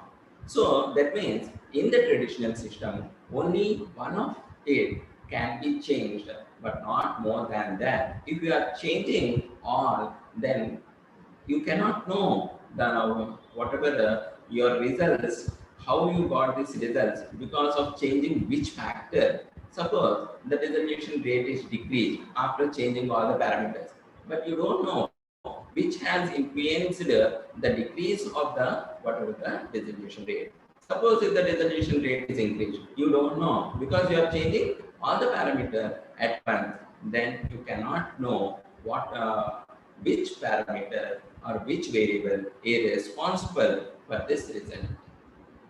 Now, see here, in many cases, two factors may be interdependent. Yes, for example, a small tablet you take, it consists of a binder and a disintegrant. Yes, they are interdependent. These two factors are interdependent because binding agent binds the tablet, disintegrate the tablet. There are two opposite actions will be. Suppose if binding agent you added more than the disintegrating agent, then what happens? It will not break. Suppose if you add more disintegrant and if you have not added sufficient binder, then the tablets will be very fragile. So here, the most significant developments in modern research design is mainly the planning and analysis of simultaneous operations and whatever the interaction of two or more variables. And here, whenever you go for this, you should also see whether the binder or a disintegrant also influences whatever the absorption rate of that particular drug. Now, if you go for the variables, these variables will not do not act independently. Rather, they often act as a concert. Suppose if there is one design, the factorial design by which we can study the effect of more than one independent variable on a dependent variable. So, two things we have to learn here. What is an independent variable and what is a dependent variable? Variable, the term itself, you are saying that you can change the whatever its quantity or its number or anything, then only it can call it as a variable. Then why you are saying it is an independent variable or a dependent variable? So independent variable, what are independent variables? The name itself says that they are very independent. They do not rely on anything else. For example, if you take a solid dosage form, the concentration of a binder, you are taking the concentration of a binder. The concentration of a binder does it depend upon anything else? No, it does not depend upon anything else. It is a number. Suppose you are using 2% concentration, 2% acacia or tragatan solution you are using as a binder solution. Does it depend upon anything else? No, it doesn't depend upon anything else. But it can be changed or not from 2% to 3%? Yes, it can be changed from 2% to 3%, 3 to 4, 4 to 5. That's why it is called as it is not depending upon anything else. So it is called as an independent, but its value can be changed. That's why it is called as an independent variable. Then what are dependent variables? For example, the tablet. After the formulation of the tablet, if the tablet is administered into the body, what happens? The first and the foremost primary thing that happens to the tablet after oral administration is disintegration, isn't it? And the disintegration will happen. So once the disintegration happens, then only that drug can be it can be coming out from that particular dosage form, and it gets a chance to dissolve in the gastric fluids. After dissolving, only it can absorb. So now the disintegration time, you can consider it as a dependent variable. How you can consider it as a dependent variable? Because on what it is dependent? It is dependent upon the concentration of the binder that you have used and also the concentration of the disintegrant that you have used, the nature of the binder that you have used, the nature of the disintegrant that you have used, and also how much quantity of the gastric fluids are there in the stomach region, in the gastric region. See, the disintegrant. So it is not independent. So that's why it is the whatever here you see, the disintegration time for every tablet is constant. No, it is not constant. The disintegration time is go on change. That's why these are called as dependent variables. Now, whenever you formulate any dosage form, whether a solid or a liquid or a whatever your semi-solid dosage form, first of all, you should, whenever you have this factorial design, first of all, the first step is to select the independent variables and what are the dependent variables. So, whenever you are going for the research, first of all, you should select this independent and dependent variables. Then only you can go forward with this factorial design. So whenever we go for this, these factorial designs we are using mainly in order to get the optimized formula. What is the optimization? Optimization is nothing but choosing the best element from some set of available alternatives. So you want to get the best formula, very fully perfect, functional and effective, and because these are related, pharmaceutical research is mainly related to that of the health of a particular individual. Suppose if the person is in a very critical condition, by giving the drugs, you have to get out and get out from his critical condition to the normal condition. So you should formulate a dosage form as effective as possible. So whenever these factorial designs are to be used, you should mainly consider this optimization. And whenever this optimization is done, first of all, you should understand what are the various formulation parameters, what are the target processing parameters, and what are the various formulation ingredients. And all this you should consider in the formulation development while optimizing your research. And here, mainly in the pharmacy, optimization, if you see in the literature, it refers to any study of the formula. So, in the development of the product, mainly the pharmacists generally do the experiment in a way by series of logical steps, isn't it? The series of the logical steps means one after the other we will do. For example, whenever you go for a tablet manufacture, the first thing is size reduction, then blending. One after the other we will be seeing.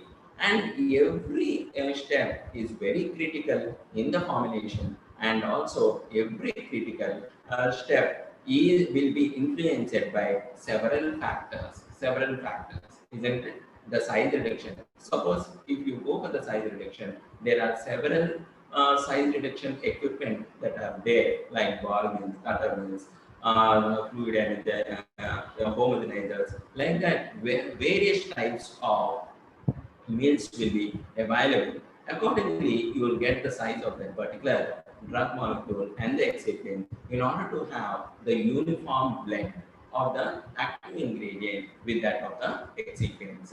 So you should, each step, whenever you are doing this, each step should be carefully controlling the variable and changing one at a time until the satisfactory results that we obtain. And this is what the optimization in order to get whatever the thing of optimization should be done. So mainly if you go for the definition of the optimization, it is the process of finding the best way of using the existing resources while taking into account of all the factors that will be influencing the decision in any experiment. So this optimization will give the best formula which gives the best results. So that is the main aim of this optimization. Next, when it comes to the factorial design mainly it is an experiment whose design mainly consists of two or more factors. I said as a single factor is there, then you need not go for this factorial design. You should consist of two or more factors, then only this factorial design is meaningful, and it should have different possible values or levels. That means the concentrations of the particular factors can be changed. Then only this factorial design can be used. So this factorial design was first introduced by Fisher in the year 1926, and it may be applied in that of the optimization techniques. As I'm telling that the factorial design is mainly in which the two or more variables or factors are employed in such a way that all possible combinations, that is more important thing, all possible combinations of the selected value of each variable are to be used. All possible value combinations means I think all of you in the mathematics will read about the combinations and the permutations, isn't it? So whatever the combinations that can be used in the formulation of the particular dosage form, you can select and you can experiment them. You can consider them as the variables and change the whatever at various levels. For example, According to a scientist called Singh, a factorial design is a design in which the selected values of two or more independent variables are manipulated in all possible combinations. What is manipulated? The selected values means here the two or more independent variables, the concentrate, for example, the variables are disintegrate and a binder. Whatever the concentration that we are using, you should use all the concentration levels so that then it is equal to the traditional one. How it is different in the factorial design, we'll see. Whenever you are telling that you should select, you should do with all the selected values of this two or more independent variables, then it will be equal to that of the traditional research, that not by the factorial design research. How it is possible, we'll see in the coming slides. So that they are independent, and also these independent variables may give some effect. The independent variables may give some effect, but some independent variables also may give interaction effect. They may interact with each other, and the effect which is coming out with that of the interaction, then it will give an interaction effect. For example, if you are using a single super disintegrant or a disintegrant, then whatever the output that you are getting it will be the whatever the main effect. Suppose if we are using two disintegrants or two super disintegrants in the same formulation in order to achieve better disintegration and in within less disintegration time, then what you should do, you can have the synergetic effect of the two disintegrants or two super disintegrants that have been incorporated into that particular dosage form. We may not expect the same synergetic effect in all the aspects until they may be antagonistic also. So, what are the main terms? What is the terminology that is related to the terms of factorial design?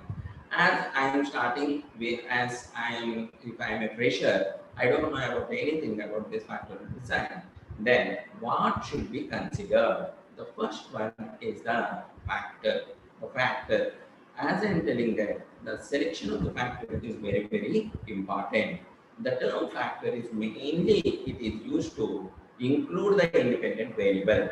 This independent variable can be manipulated. Manipulated means this variable, the number can be changed. The concentration can be changed by the investigator in the experiment.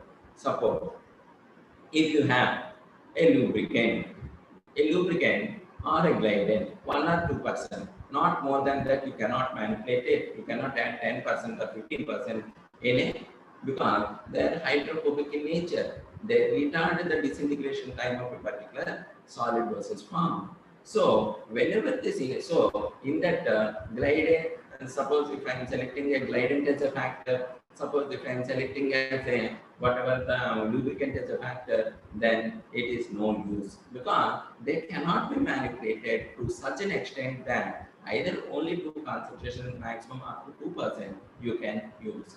So whenever you are selecting a factor, this factor can be manipulated by the investigator so that so many trials he can do and he can get the results.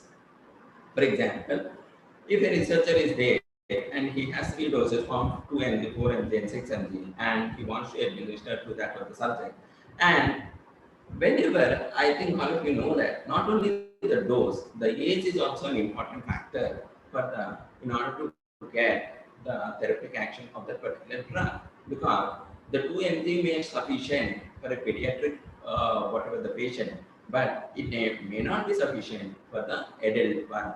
So whenever you are doing the research in the laboratory, so whenever you are finding out a dosage form of a particular drug molecule, how much dose should be it should be set for the pediatric patient, for the adult patient, and also for that of the geriatric patient.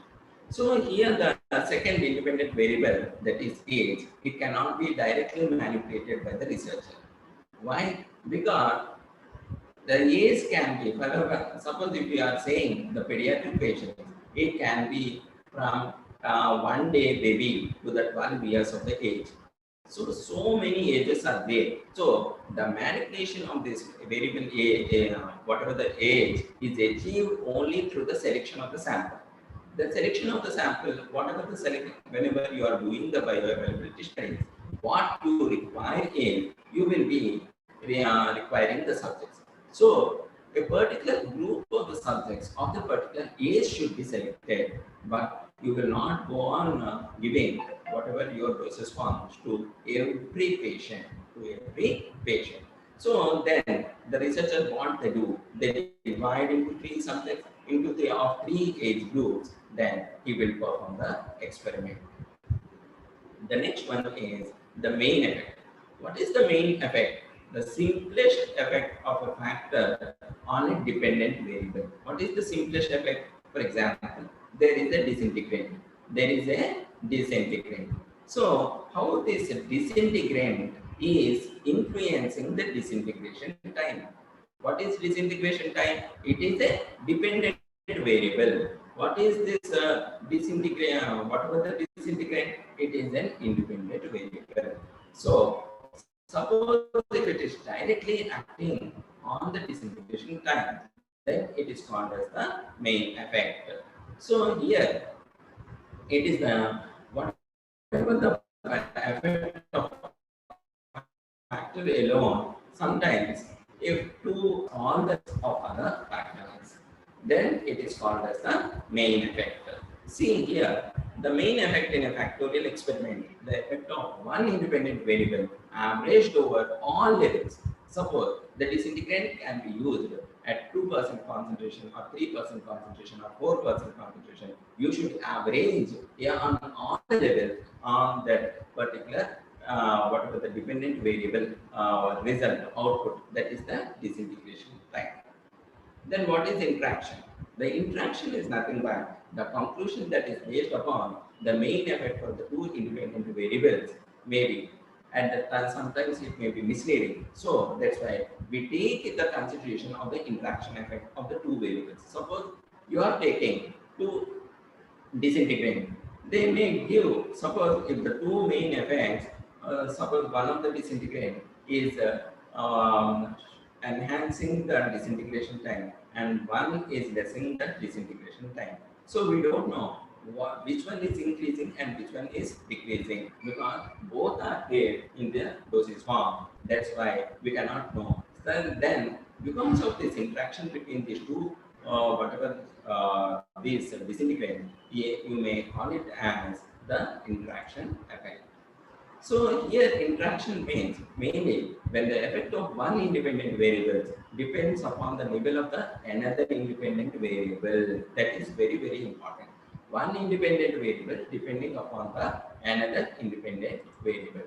Here an interaction is nothing but it is the variation among the difference between the means for different levels of one factor over the different levels of the other factor. For example, one example we take, suppose there is a cholesterol reduction clinic is there. What they do, they mainly advise the diets and also they will advise the exercise, how to do the exercises and all those things in order to reduce the cholesterol. It was found that the exercise alone was effective and the diet alone was also effective. Suppose if you follow the exercises daily, exercise regime daily, then your cholesterol will be reduced. That is the main effect of the exercise on the cholesterol reduction. Suppose if you are following diet plan, what is the diet plan for the whatever the cholesterol reduction? Then also the cholesterol is getting reduced.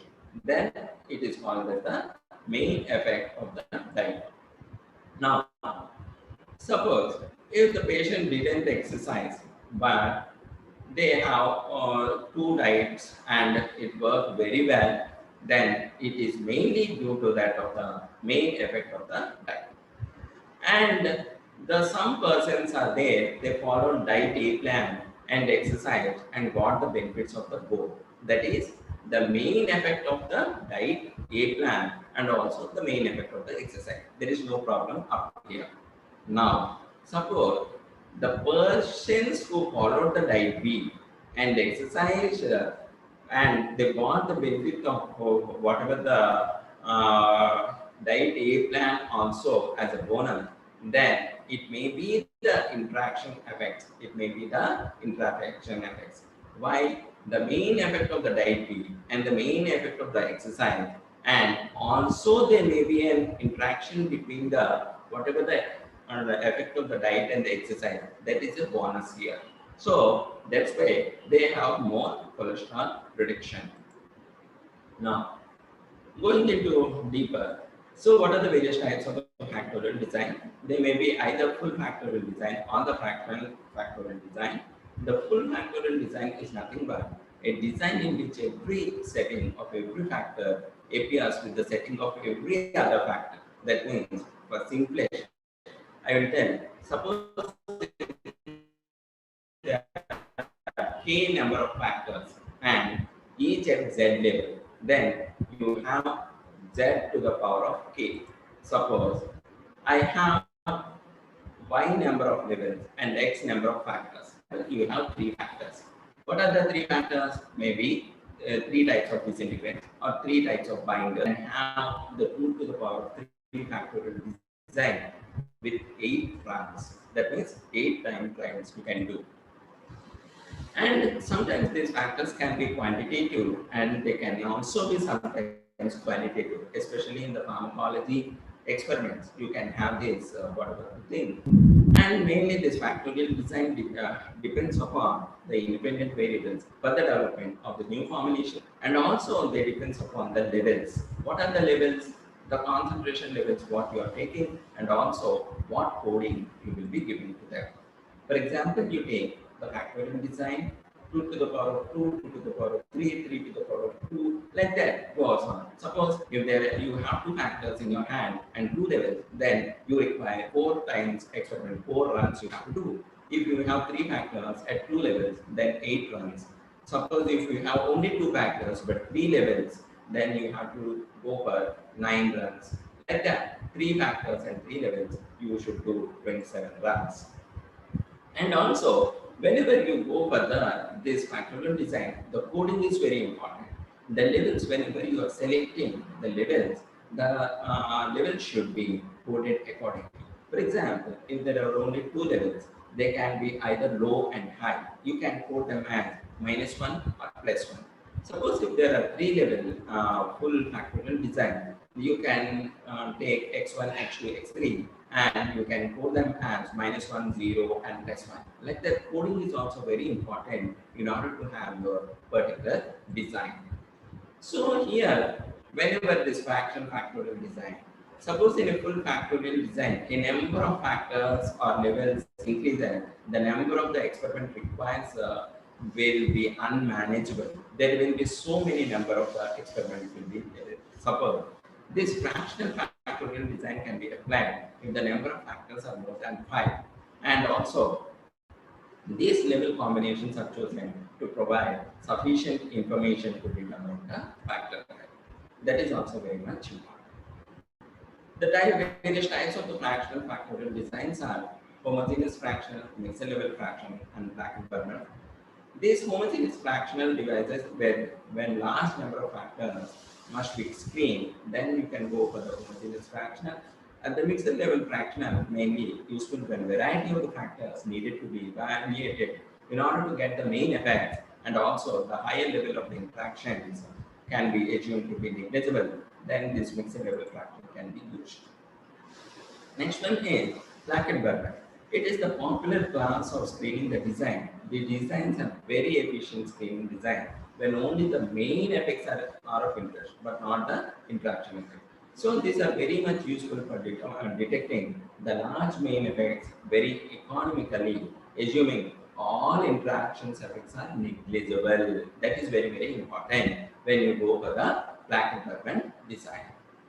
And as we have already seen this, what are the basic things in you should have more 2 or more factors, and also these factors should be arranged in a factorial design. These are often said to be crossed. For example, why I said bird like that. Suppose this is 2 to the power of 3 factorial design. You have 8 runs, and the treatment period can be coded as whatever course you can give, that is immaterial, but the factor A and the factor B and the factor C. At this factor, the C here, 2 to the power of 3 means 3 factors. What are the 3 factors? Either A or B or C. Suppose I am taking a disintegrant. 3 types of disintegrants I will take at 2 levels. What are the 2 levels? -1 and +1. -1 and +1. The coding is very, very important. -1 represents the lower level, and the +1 represents the higher level. Now, in the first formulation, I will not incorporate any disintegrant, and I want to see the effect. I want to know the disintegration time of the whatever your tablet. That means all are at -1, -1, -1, -1.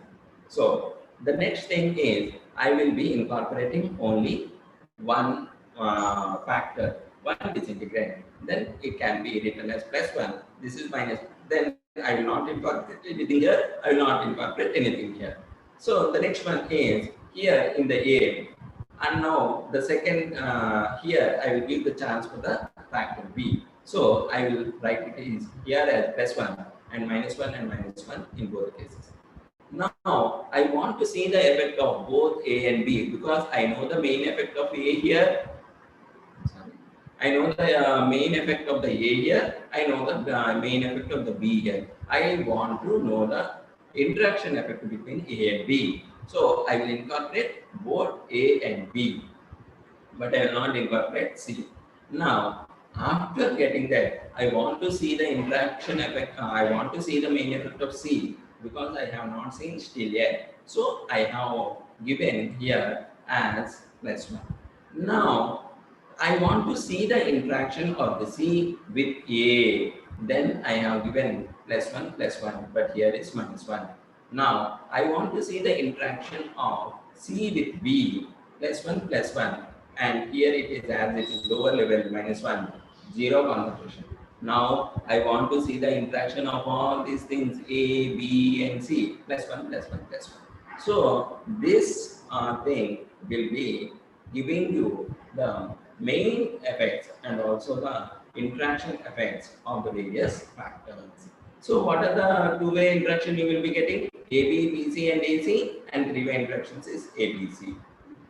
And what are the various advantages? The various advantages is it is very easier to study this combined effects of 2 or more factors simultaneously and also analyze their interrelationship.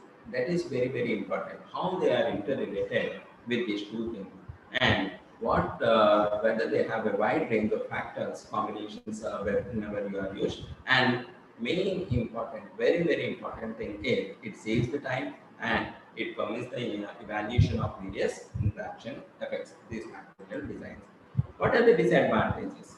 The disadvantages, as everything has an advantage followed by a disadvantage, these factorial designs also have some of the disadvantages. Suppose if we have more than 3 independent variables, each with 3 or more levels, and they are manipulated together, then the experimental setup and the statistical analysis will become very, very complicated, very, very complicated.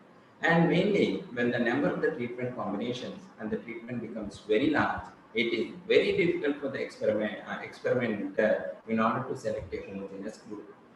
And also another important thing is, suppose there is an increase in the factor size. Mainly, if the number of the factors is increased, it leads to the increase in the block sizes, and ultimately there is more chances of error. There is more chances of error.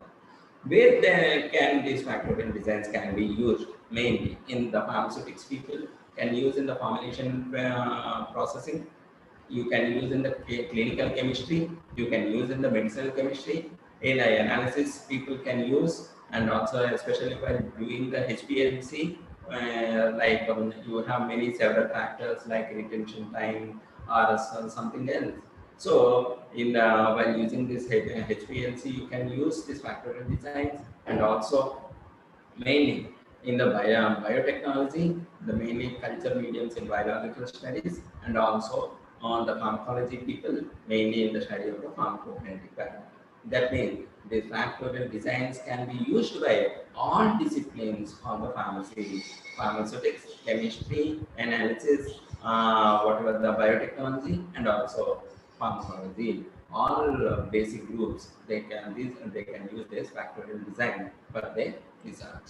And whenever you are using the factorial design, you can also use some of the software in order to get the response surface plots and the contour plots, and the various softwares can be the Design Expert, Systat, Cytel, Minitab, Matrix, Omega, and Compact. Anything you can use, but in this, I give an advice: don't use the trail versions of this, because the trail versions may not give you the accurate results. If you want to use this software, purchase them, and we should purchase them, and we should go for this contour plotting or response of this plots. And we have already deal this, the levels and the coding, the low, intermediate, and high level, and the coding can be -1, 0, and +1. And whatever here is, whenever after doing this factorial design, one more important thing is, suppose a factor is influencing a particular thing. Suppose the disintegrant is influencing a disintegration time, but we doesn't know whether it is positively influencing or negatively influencing. So influence means anything. May suppose a friend is there. A friend can influence you in a better way, or he can influence you in order to decrease your values also. So either side of it may be negative or positive. So in order to know that whether a factor is influencing negatively or positively, you should consider the polynomial equations. These polynomial equations mainly, whenever equation is the 2 to the power of n factorial design and n number of factors, these designs are the simplest forms. And this is the polynomial equation.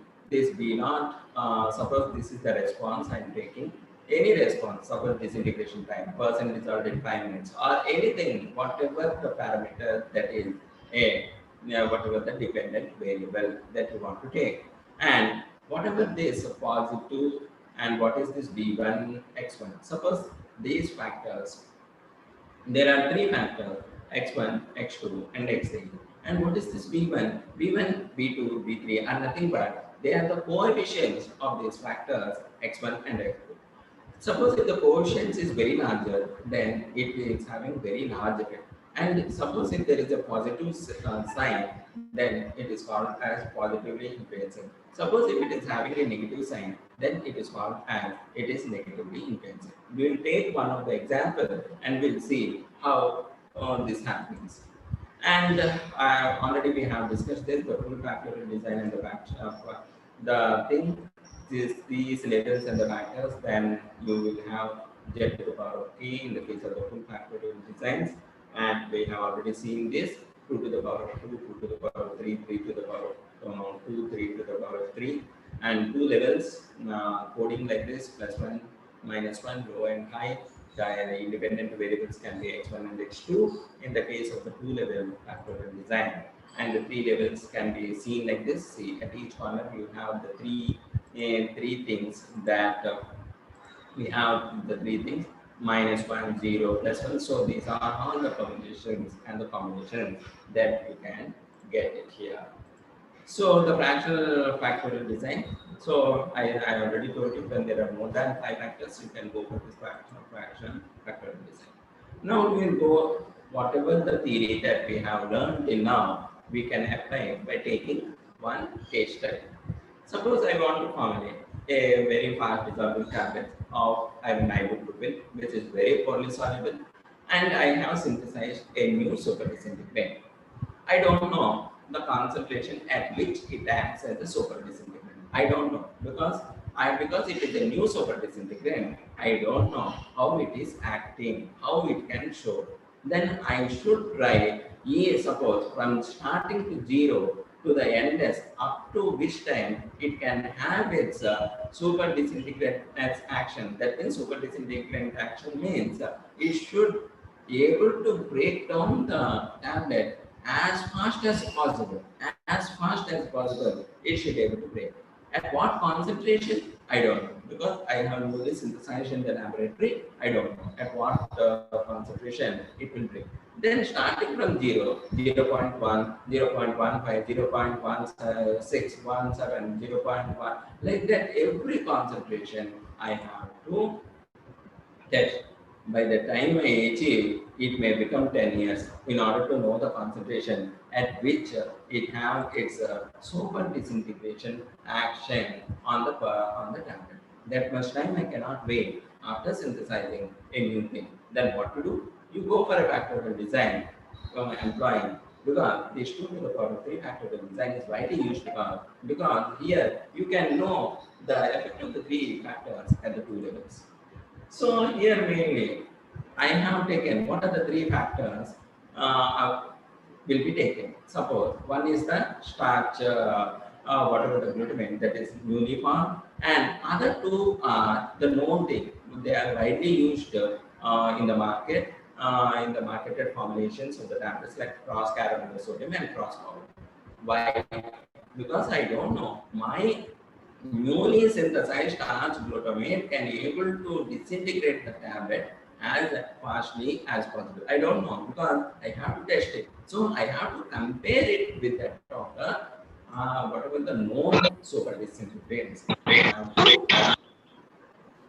have to known super disintegrant. Suppose, excuse me, there is some disturbance is there.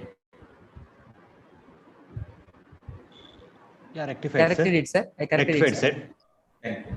So I have to compare it with that of the marketed one. What are the marketed one? Cross caramel sodium or cross powder. So here the dependent variables what I selected is the starch glutamate, cross caramel sodium and cross powder, and other 2 dependent variables are, what are the 2 dependent variables I want to select? Because I want to select percent dissolved in 5 minutes, because I want to get the all the drug, it should get dissolved within 5 minutes. That means within 5 minutes the drug is getting dissolved, it gets immediately absorbed and reaches the target site, and within 10 minutes I want to see the therapeutic effect of that particular thing. For example, what is ibuprofen? It is an NSAID. It is mainly used for the painkiller. So I want to reduce my pain as early as possible. I can't wait for the long time. And so I took the dependent variable as percentage dissolved in 5 minutes and also the dissolution efficiency in 5 minutes. How well that drug is going to get dissolved. See, why these are dependent upon the disintegrant. If the tablet is not going to disintegrate, then where is dissolution? That there is no dissolution at all. So the dissolution is dependent upon the disintegrant itself. If the tablet does not disintegrate, there is no question of whatever the dissolution.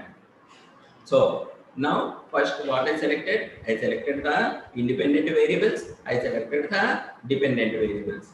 What are the levels of the whatever the levels I should calculate? One level is 0%. I don't want anything to incorporate and see how much time it takes for the tablet to disintegrate. And another thing I want to take is 5%. Why I took 5% the higher level? Because the theoretically it says that more than 5% super disintegrant should not be used, because it will be increasing the weight of the tablet to such an extent, and sometimes it makes the tablet very brittle. The density of the super disintegrant will be very less, and they make the tablet very brittle and they become very fragile, and they will not pass the priority test. So now I incorporated 2 to the power of 3 factorial design. I took ibuprofen, that is not a matter. Now how to incorporate this? C according to the 2 to the power of 3 factorial design. This is A, that is one factor. B is another factor. C is another factor. In the first formulation, I have not incorporated anything. I have not incorporated anything, and I want to see in what time I can get the disintegration of this dosage form. In the second formulation, I incorporated only the A. That means the main effect of this A can be seen here. And also, at the same time, I want to know not only the disintegration time, but the percent dissolved in 5 minutes, and also the dissolution efficiency in 5 minutes. Then, in the formulation F3, what happens? I have, because I know the main effect here, I gone for the main effect of B. Now, after knowing the main effects of A and B, I want to know the interaction effects of A and B. I have incorporated only A and B, but not C. After knowing the interaction effect of A and B, I want to know the main effect of C. Then I incorporated C. Then, after knowing the main effect of C, I want to know the interaction of C with A. That's why I incorporated A and also with that of the C.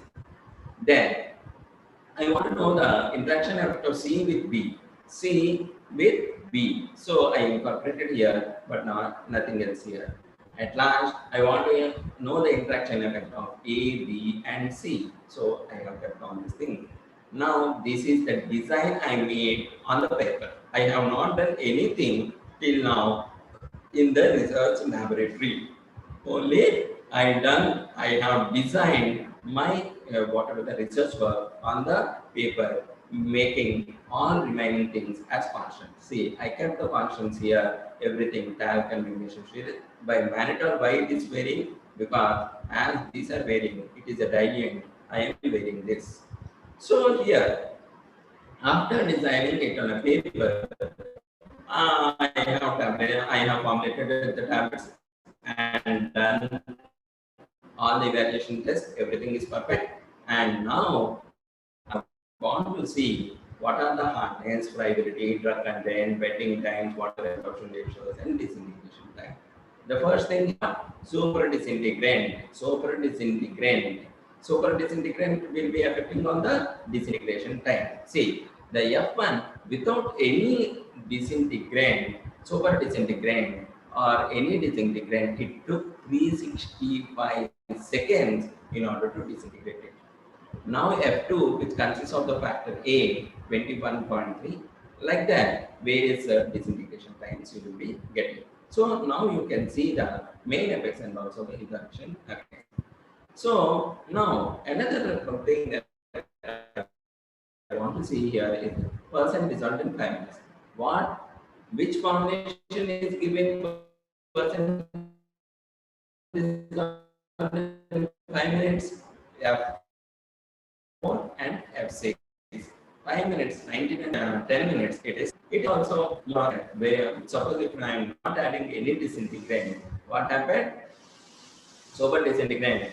It takes 60 minutes and only 72% that is getting released, not 90% also. See, now you can by applying this, whatever the dissolution efficiency, you can also see the dissolution efficiency without in 5 minutes, without any super disintegrant, it is very less, 11.7.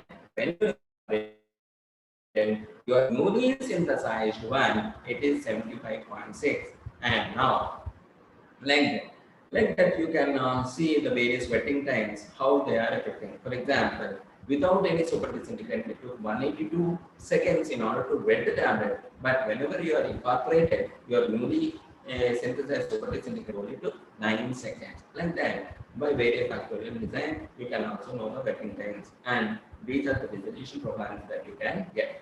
And see, the F2 within 10 minutes you are getting it. And when compared to the marketed formulation, the marketed formulation after achieving the getting degraded. Why? Because it is subjected something they might added. We don't know what they have added, but the drug is thermally unstable at 37 degrees centigrade. Also, it is getting degraded. That's why we have got decrease.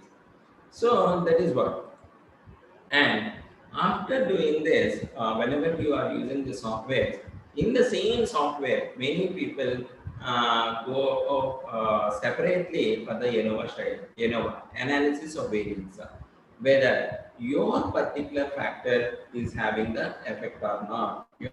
Your particular factor is having your effect or not. You should see. For example, see, this is the ANOVA by the softwares also you can do, or if you know the statistics very well, you can also do it by hand. So, the main effects, how many I am doing n is equal to 3. So the replicates may be whenever you go for the degrees of freedom n minus 1. So the replicates here 3 minus 1 is 2. The treatments, 8 treatments I have done, 8 minus 1, 7. Like this, everything how many I studied starch glutamate A, B, AB, interaction effect of AB, C, interaction effect of AC, interaction effect of BC, interaction effect of ABC, whether there is any error. Error will be there because the degrees of freedom between the replicates. How many times you do perform the experiment? That many times there will be an error. So by calculating this degrees of freedom and sum of squares and mean sum of squares and the variance ratio and also the p-values, if the p-value is less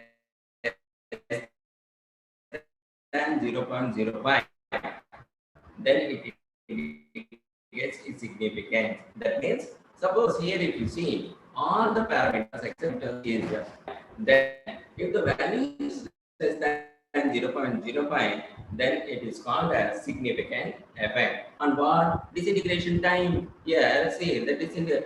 So it is having some effect on the A is having some effect, B is having some effect, interaction of AB is having some effect, C is having some effect, like that. All this having some effect on the disintegration time.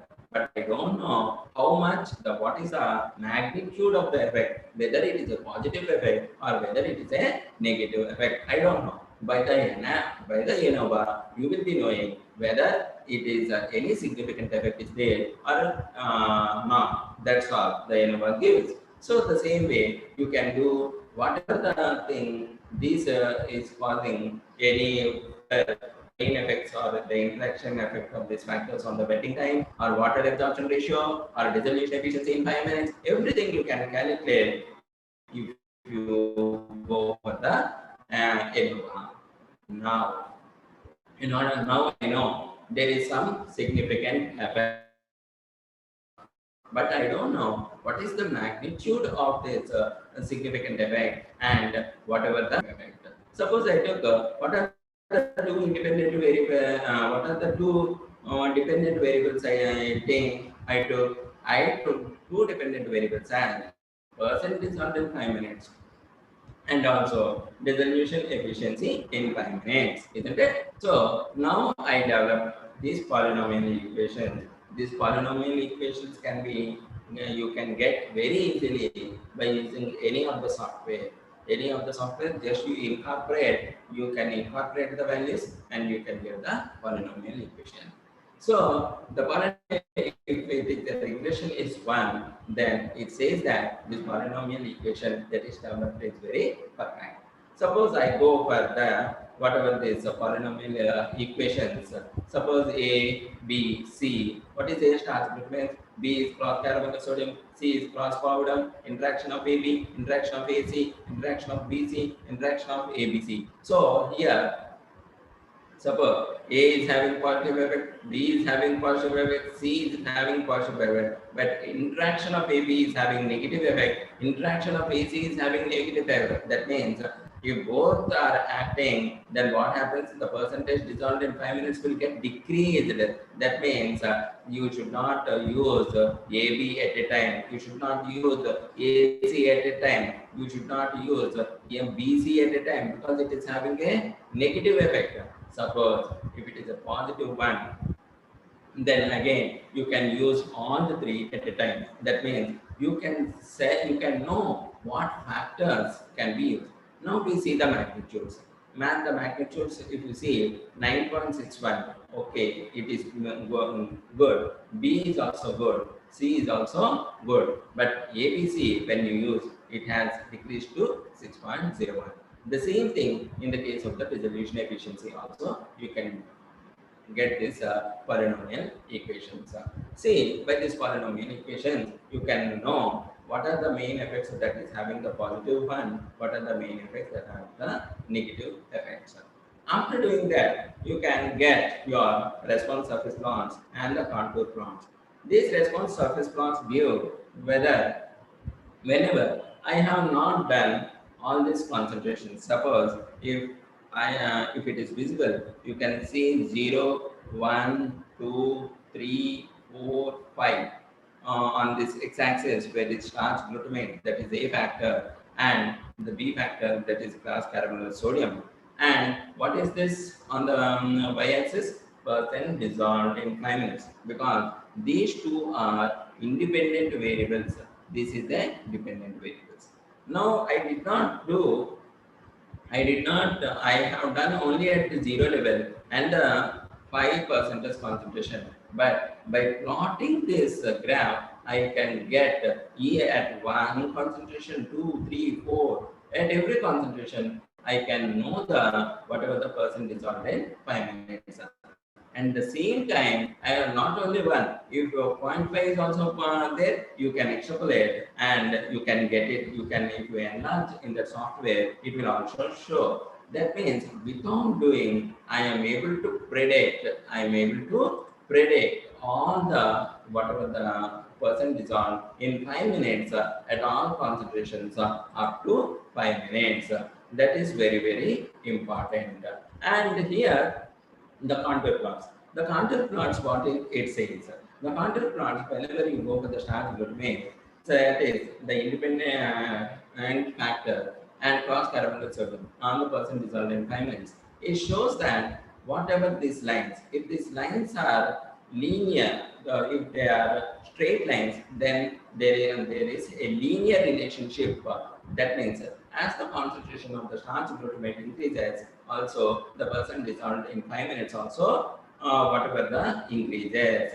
Otherwise, if it is they are not straight lines to each other, if there is some irregular in nature, curved line, then they are non-linear. And at the same time, you can also know that, see, the better concentration, out of this better concentration, if you can see, if you small strip here, the blue one is very less, the higher one is very more, the red one is more percent drunk dissolved in 5 minutes. So here what happens, the red thing indicates that more amount of the drug is getting released in this concentration of the starch glutamate, and then also in this concentration of the cross carbonyl sodium. So the same thing, various factors you can take, A, B, B, C, or A, C, like that. And the various factors you can be taking here, and see here, see the lines, how this is what I am telling.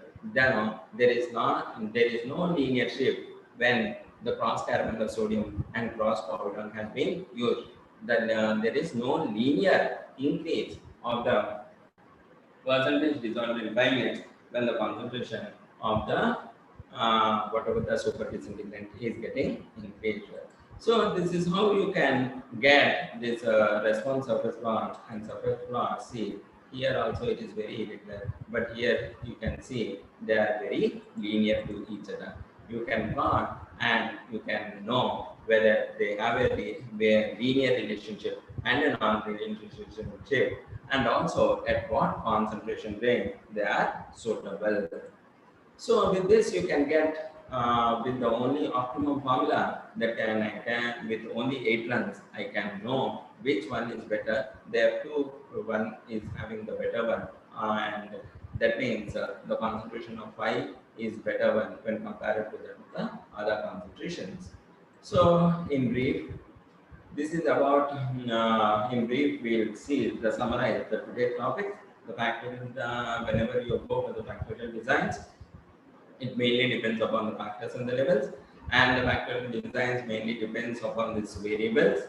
They can be either full factorial design and fractional factorial design, and they can be 2 levels or 3 levels. If full factorial design is not applicable, if more than 5 whatever the factors are there, and this fractional factorial design overcomes these limitations of the full factorial design.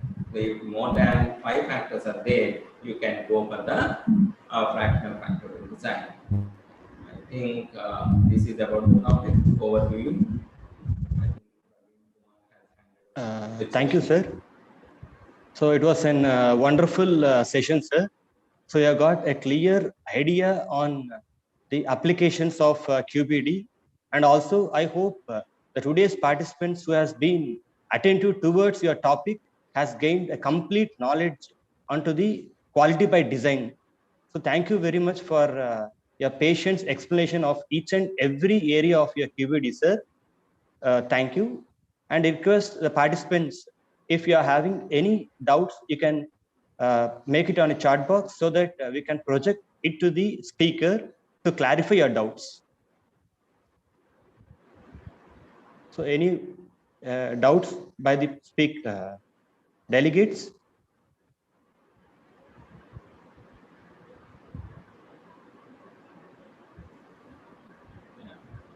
Okay, there are no any doubts from the delegates, sir. Okay, thank you, sir, for wonderful information, sir. And over to Deepa, madam.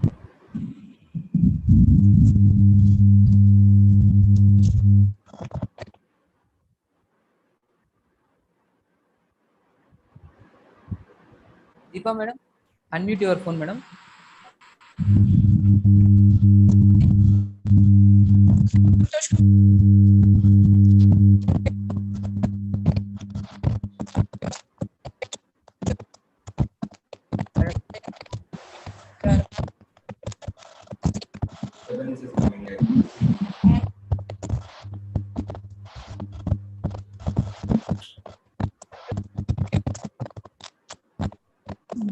Deepa madam, voice is not clear.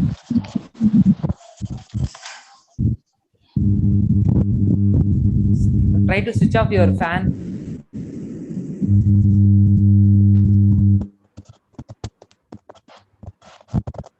Okay, at last I once again thank the principal of Anmacharya College of Pharmacy, Swarnalata Garu, and also the STTP coordinator, Dwarana Reddy sir, for giving me this opportunity for in order to share my knowledge here on this platform. And also I'm very thankful for all the coordinators of this STTP program of Anmacharya College of Pharmacy. They are very kind enough in order to go all of these things. And I also thank my management of people for letting me to share my knowledge on this platform, especially to the Dean of Geetham Institute of Pharmacy, Professor Ganapati Garu. So as he has allowed me to share my knowledge on this platform. So since and also thank you to all the audience who have patiently heard this 1 hour of sharing my knowledge. Thank you very much. Hello, Santosh garu. Yes, madam, I'm audible. Thank you, Andy. Thank you, madam. Thank you, madam. ఎలా ఉన్నారండి? ఒకసారి ఇక్కడికి తిరుపతికి visit చేసినప్పుడు రండి ఇంటి దగ్గరికి. Okay madam, okay madam. ఓకేనా? Okay, thank you so much అండి. Santosh sir. Yes sir, yes sir. As a token of appreciation, we have been displayed your certificate, sir. Thank you. So kindly accept it, sir, and we'll be sending you the certificate through mail, sir. Thank you very much. Yeah, thank you very much for a wonderful session, sir. Any doubts, if anybody can have, they can contact me through the email also. My email. Yeah. Sure, Thank sir. you very much. Thank you very much. Thank you very much, madam. Deepa madam, Praveen Kumar sir. Thank you, sir. Thank you, sir. And Dwarana Reddy sir, and all other coordinators of today's STTP program, and also the delegates of today's STTP program. Thank you. Can I leave? Thank you, sir. Can I leave now? Yes, Deepa madam. Over to you, Deepa madam. Can I leave, madam?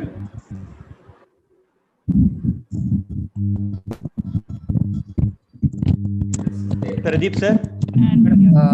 Afternoon session చెప్పేసేయండి sir. Yeah. So a kind information to the delegates that the afternoon session will be started exactly by 2 p.m. So kindly we are instructing the delegates to join priorly before the scheduled time of your session in the afternoon. So thank you very much for the patience listening by delegates, and thank you. Pradeep sir. Madam okay sir. Okay sir. Can I leave? Yeah, sure. Thank you very Yes much, sir. sir. Thank you. Yeah, thank you sir. Thank you sir.